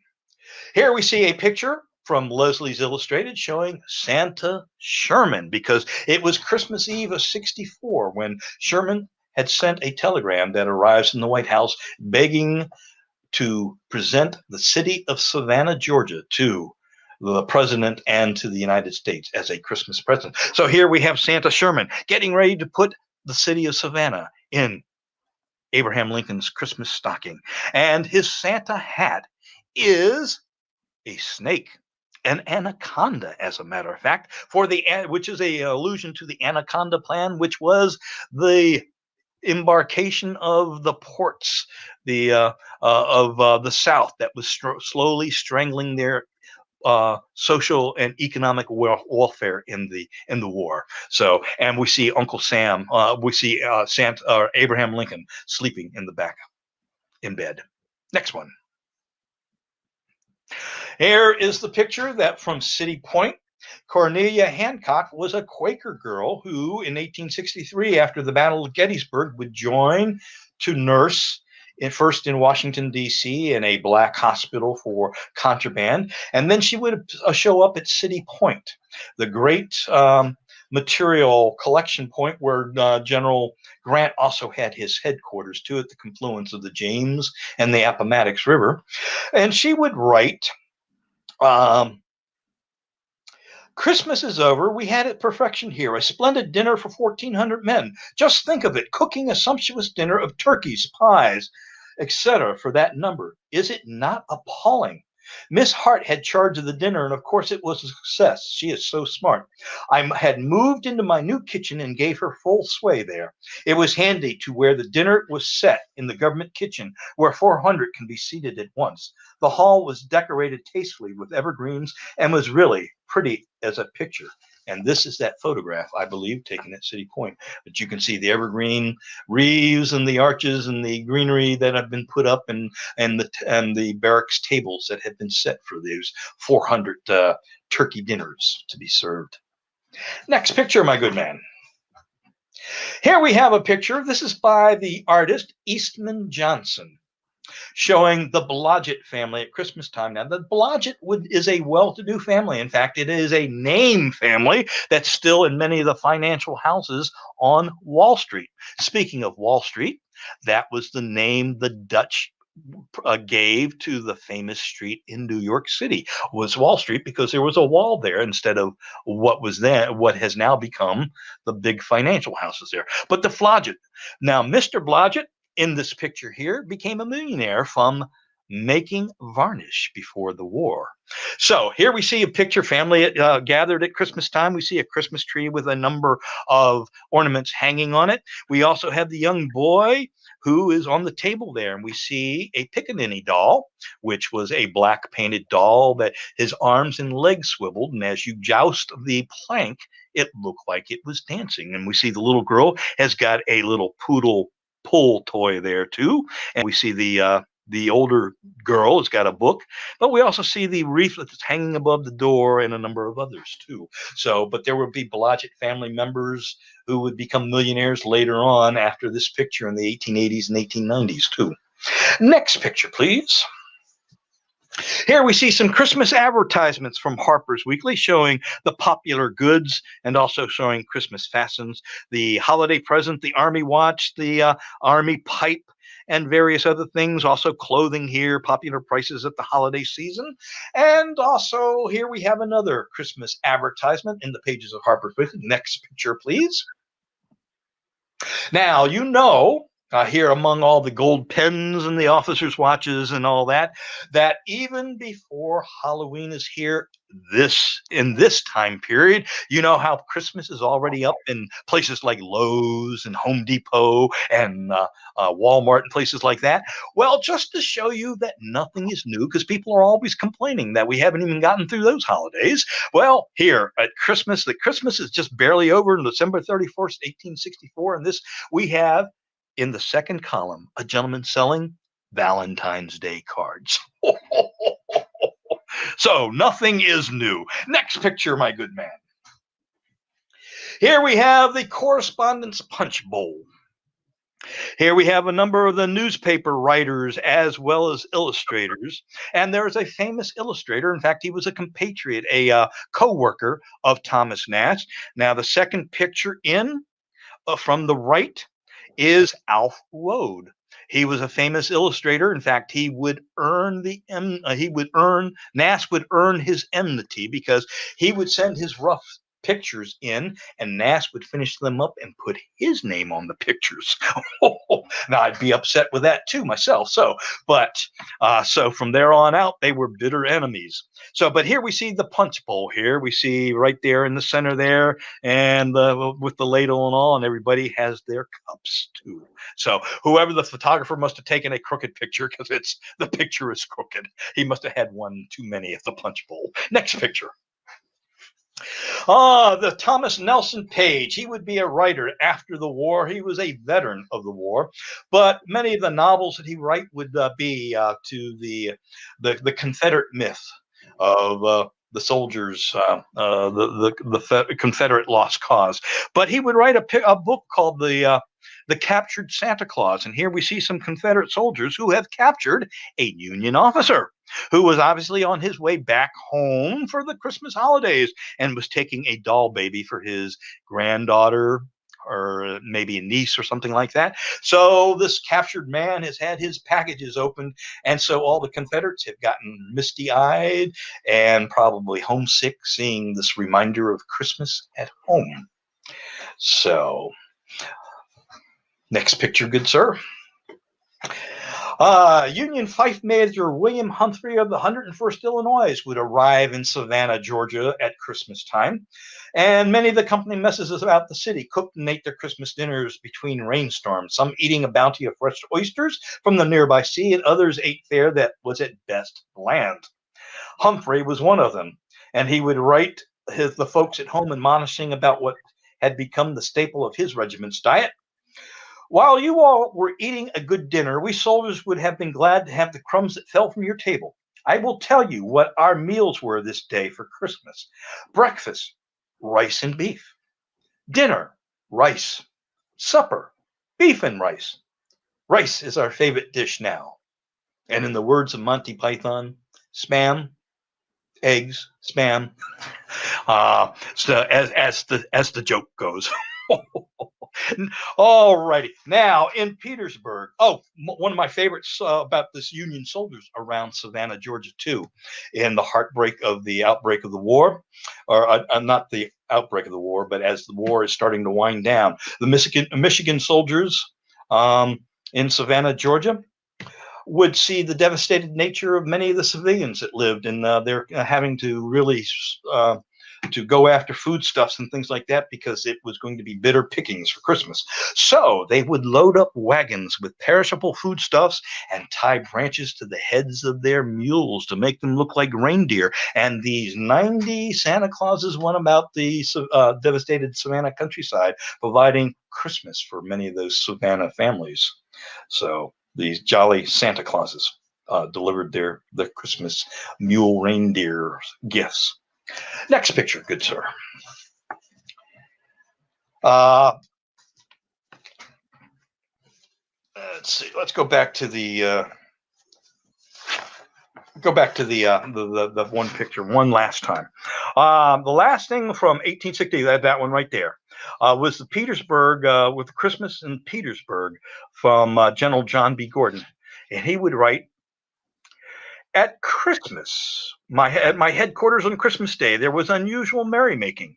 Mrs. Gordon, on leaving 4 years before, had placed in her little army trunk a small package of excellent coffee, and had used it only on very special occasions to celebrate, as she said, our victories in the first years, and sustain us in defeat in the last. When I asked her on the morning of December 25th, 1864, what we could do for Christmas celebration, she replied, 'I can give you some of that coffee which I brought from home.' She could scarcely have made an announcement more grateful to a hungry Confederate. Coffee! Genuine coffee! The aroma of it filled my official family with Epicurean enthusiasm before a cup was passed from the boiling pot. If every man of us was not intoxicated by the indulgence after long enforced abstinence, the hilarity of the party was misleading." And then last, the unknown scribe of the Orphan Brigade would not make an appearance in the company books of the Fourth Kentucky, because he would probably become either a victim of one of the many battles out west and become a casualty. Next picture, good sir. And 1865 would come along. The war is now over. We now have a new president. So, and here we have the first picture of a non-military picture of the Prince of Peace, the Christ child with heavenly choirs of angels, and Mary holding the Christ child too. But Nash would also do the centerfold that would appear in the center of this paper. The next page, please, good sir. It would be Merry Christmas to all, with a picture of me in the center. And up on top, we have US. And on the U side, we have the little girl who's gotten a doll for Christmas. In the background, you can see the stockings have been hung. And on the S side, you can see the boy who's gotten a trumpet and a uniform for Christmas. So again, playing Christmas reveille. And again, on the right-hand side of that top strip, there you can see the graveyard and the church spires for the family off to church. And on the right-hand side, or left-hand side, where the little girl is, you can see families outside singing Christmas carols. And in the center section there, on the far left-hand side, we see the great uncle who's doing the mistletoe schottische with his niece. And over on the right-hand side, we have the great uncle who's telling Christmas ghost stories about the hearth, maybe one of Charles Dickens' Christmas ghost stories. And then if you look back in the center picture where it says Merry Christmas to all, underneath the word Merry, you can see ice skating in Central Park. And underneath the words to all, you can see the boys who are charging up that hill to attack the snow fort on top of the hill. And a fusillade of snowballs to come. And down below, it will be that Christmas theatrical called Ulysses the Giant Killer for the new American hero. Since the war has ended. And again, like I said, we have a new president. So in the orchestra pit, you can see there is the President Johnson who is conducting the whole affair. And also with General Grant standing in the center there with three heads of Southern generals, two who are very much alive. We have the late lamented A.P. Hill, but we have the heads of General Lee and General Ewell laying at his feet too. But also we have a number of figures on the stage too. We see over in the left-hand side, we see a number of sailors with a gentleman with a long white beard who is Father Neptune, who was the Secretary of Navy Gideon Welles, as Lincoln lovingly referred to him as Father Neptune. And then we also have General Sherman on his hobby horse there.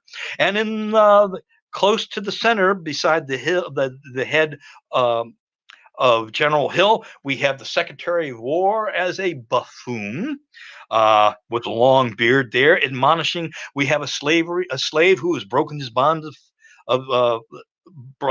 slavery there, and over on the other side we have the Secretary of State as Harlequin, admonishing the buffoonish image of Louis Napoleon of France, and the image John Bull for England also, and also holding the hand of little Louis Napoleon of France, if you remember your history from south of the border after the war, is little Maximilian, who was on the throne of Mexico. And also we see General Meade and a number of other soldiers too. So next picture, good sir. So Christmas of 1865, there would be more than 600 and some odd thousand vacant chairs beside the Christmas hearth this year, both North and South. But here we see one Union officer who's come home and who has been wounded after recuperating enough, being able to come home and see his family and being engaged. But many Southerners who would go home would find devastated lands that their farms were on, and it would be a bittersweet Christmas too for that year. But in 1865, on Christmas night, the New York Times would report a party that Santa would attend, and he was wearing long fawn boots, and his coat would open up, in which he would take Christmas presents out as he was dancing around among the circle that was encircling him, handing out Christmas presents to those people. Next picture, good sir. Here we have a picture. This is a painting that is in the library at Penn State. This is a wonderful painting. This is from 1865, I believe. But here you can see a full-size Christmas tree with a girl who's putting a ballerina ornament on the Christmas tree, while also gilded fruit up there too. We see the evergreen swaggings with the rich red damask curtains too. So, but this is wonderful from 1865. Next picture, please. And this is another one from 1865. This is William Beard, who is the artist who painted this wonderful picture of me in my non-traditional swan sleigh, because you can see the neck of the swan there. And also I'm wearing a green coat, but if you follow the fairy dust as it gets ready to go down the chimney, it turns into a doll before it goes down the flue. And then you can see all my many reindeer there. And down on the right-hand side, you can also see the landscape of the city that I am traveling over. So many chimneys, so little time to do my work in. Next picture. And this is a picture that Nass would do in 1866. And on the back side of this, just to tell you about the annual reprinting, was a visit from St. Nicholas. A visit from St. Nicholas was on the backside of this centerfold. But here we have a painting that Nass would do, showing me for the first time at a special place called Santa Clausville, NP, for the North Pole. And my address will be up here in the circle. But in the center, you see, I have arrived to put all kinds of good things underneath the tree and hang this in through the stockings. But in the left-hand corner, you can see me with a very special telescope looking out for good boys and girls, while over on the other side, you see the account book for boys and girls, and that is where the names of good and bad boys and girls. You can imagine how many volumes are here at the North Pole. Okay, now in the center section, you see a picture of me in the workshop carving those wooden toys. And over on the other side, me in a chair on the right-hand side, resting up before the fireplace before my journey is to begin. In the lower right-hand corner, you see me sewing all the dolls' clothes. This is before all the elves came to help me. I did all the work myself before there was an explosion of children in the world. And this is also before I was married to Mrs. Claus. So, all right, now in the right underneath the Santa in the workshop, you see a number of dolls on either ball on either side there. Which doll will you have? The doll's kitchen. Also on the left hand lower corner, you see me with ornaments from a special Christmas tree at the North Pole. And you also see more doll furniture, a doll's parlor, a doll's kitchen. And also you see in the bottom, at the very bottom of the center of the picture, you see me on my way on holiday, on Christmas Eve night. And on the upper, you see all the socks or stockings that are hanging, and it says, "Here he comes," and in the center, "I have arrived." Now, this picture will be turned into a colorized children's book in 1870 by the McLaughlin and Sons Company, and this would have a number of the images from Thomas Nast in there and the words of George P. Webster. Next picture. This is a painting that Thomas Nast did in about the 1890s. He did a couple of these. Here showing me a very politically incorrect picture of me hoisting a tankard of ale and smoking a flowing bowl of Virginia burley tobacco, as this is called "A Jolly Good Fellow." So, and you see some holly and also some mistletoe in my hat there too. And so Nash would paint these. I found this on a Christmas card, and this is how I came into contact with this picture. Next picture. And this is an illustration Nash did that would appear in Harper's Bazaar, because that was another of the magazines in the Harper's family, as was Harper's Young People's Magazine. So this showed Santa. This is from the late 1870s on his sleigh. I heard him exclaim ere he drove out of sight, "Happy Christmas to you all, and to you all a good night." Next picture, good sir. And this is a wet plate photograph done just like they did back then. That's on the back of the book that I wrote. These girls are all grown up and probably have kids of their own at this point. So, next picture. He's making a list and checking it twice. Going to find out who's naughty and nice. Well, I thank you all very much. I hope everybody enjoyed that.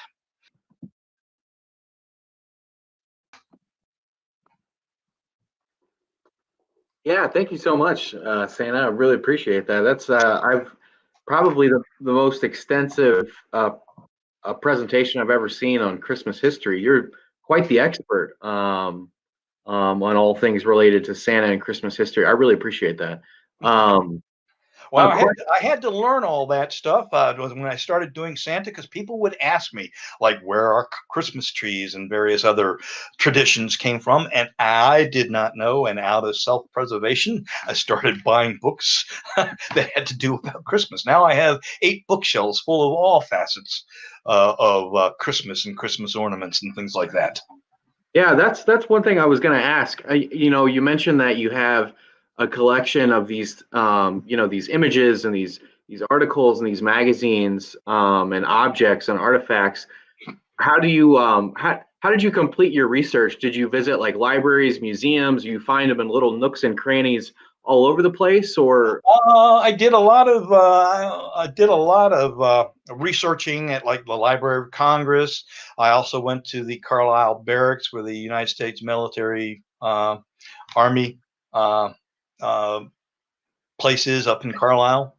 I went to various museums and I called through their collections and especially at the United States military at Carlisle, whatnot. They have a large collection, very large collection of letters and diaries from soldiers and civilians, in various collections like the Lewis Lee collection, the Civil War Illustrated collection, and various things like that. So there's when I first started, I wasn't finding a lot of pictures, but then I started kicking up more and more stuff as I started looking and started knowing what I was looking for. So, because when I first started, I had a little pewter statue of the Duncan Royale to use as my image to do my Civil War Santa impression that I was going to do for the battlefield of Antietam the first year they did their illuminations. But it was so blooming cold that they called it off for a night until the wind died down. So, and I haven't been back to Antietam since, except once in a great while to take in the illuminations, because this got really popular right after doing a few of these. So, Yeah, sure. Another question I had is, yes. What motivated you to start doing this and continue to do it for so many years?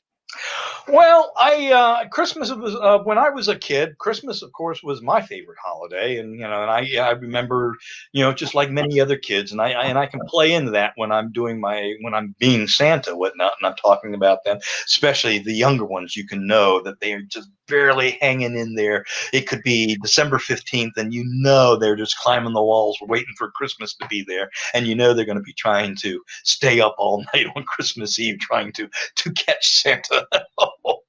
but so that's how I got into it, and then I was one of the founding members of a Civil War living history organization, an aid organization called the Frederick Ladies Relief Society, and then we had gotten tasked with the Illuminations for Antietam Battlefield to do a series of vignettes outside showing Christmas activities outside the Moomaw farm. So I started looking for images of Santa Claus. I figure I had my own beard, which was red at the time.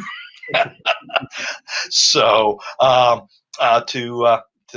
to do the Civil War Santa Claus. So I, like I said, had that little model. Eventually, I came up with the illustration and ended up buying my own copy of that Thomas Nast cover of the patriotic Civil War Santa Claus. And so when I was researching the book, I was able to go to a picture bank that had all these wonderful pictures, everything I called for. He would come out a little bit later on with a picture of this, and I gotta have it. So, unfortunately, I've not been able to buy a whole lot here, but so my collection has not grown a whole lot in the last number of years. But I got a collection of Christmas cards, postcards, and things like that. And I got the illustrations. I do have some letters too, and things like that. And I've got a couple of old books that have been published about Christmas.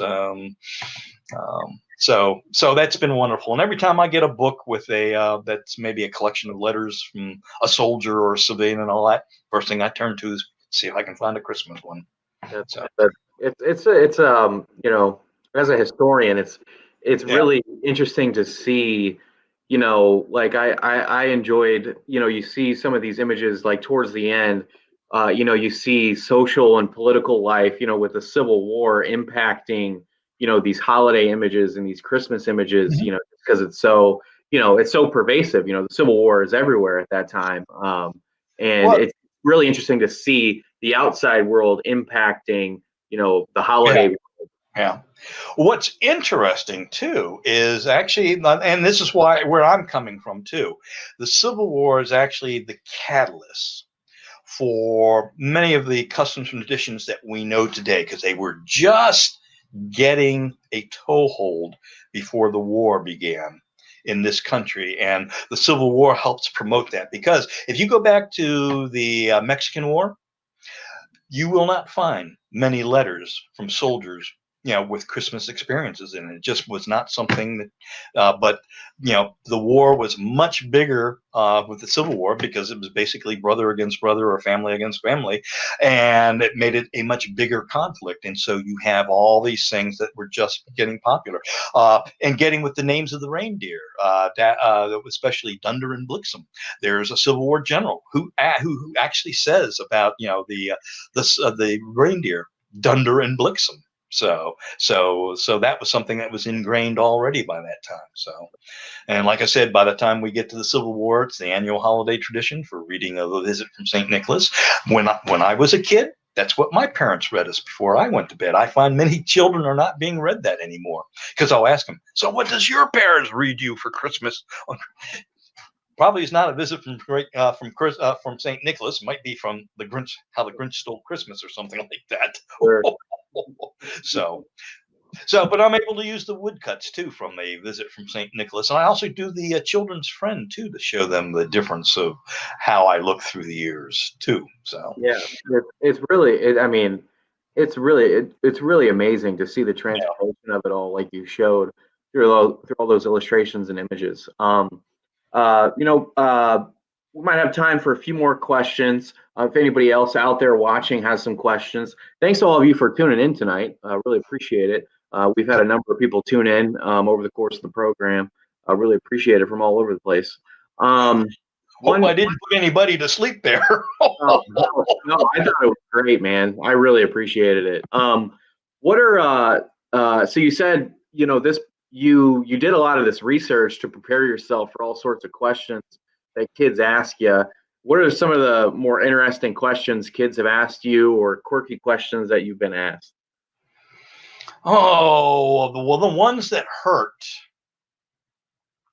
are the ones that the children of like fathers that had lost jobs, or the parents are fighting and probably heading for divorce and things like that, where you get a child will not ask for something for themselves but something to make their parents love themselves, or can you find my father a job. Those are the ones that really strike you deep in the heart.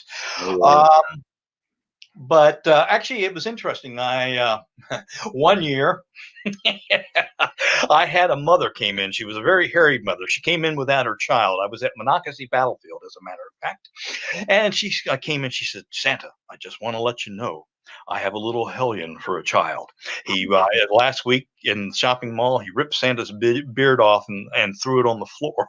And I said, "Well, if he rips mine off, I'm going to cry." And she said, "Why is that?" I said, "Because it's going to hurt terribly." So, sure enough, he came in, jumped up in my on my lap, and first thing he did was reach for the beard. And as soon as his hands hit the hairs of the beard, his eyes got real big, and he turned to his mom and said, "It's the real one." Now, I've had dueling sisters.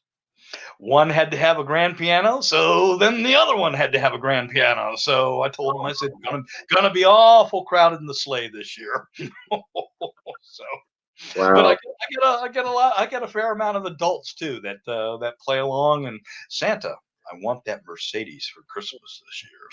Oh yeah. Not only the kids but the adults get into it too. So that's great. Um.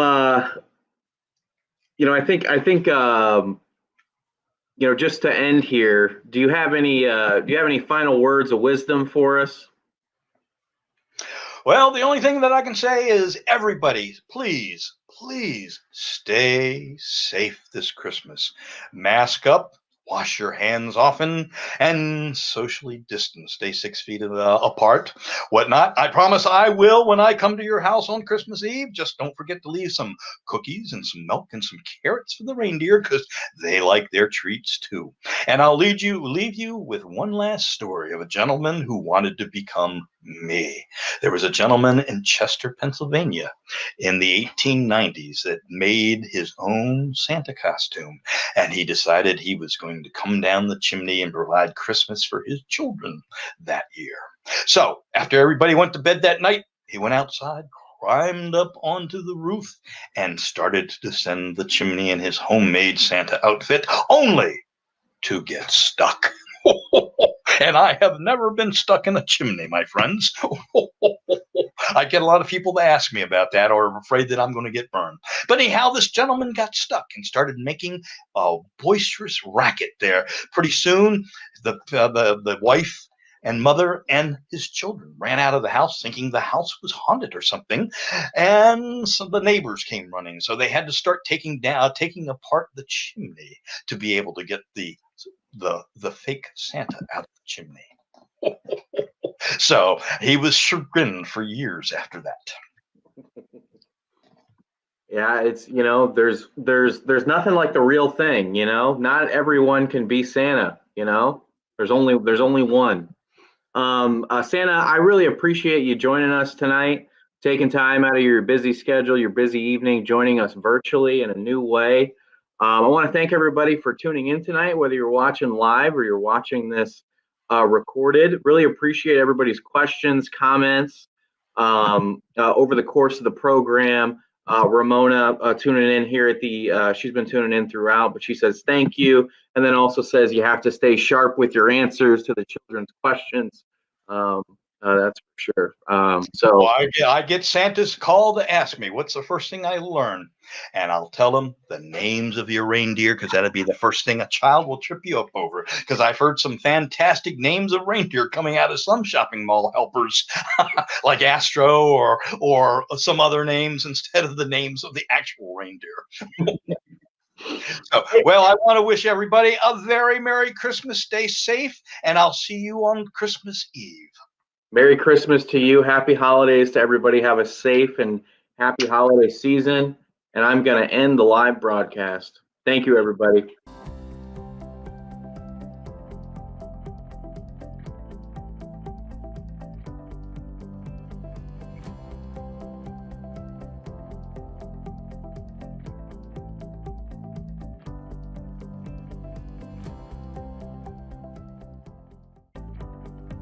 Thank you for tuning into CUI's TV.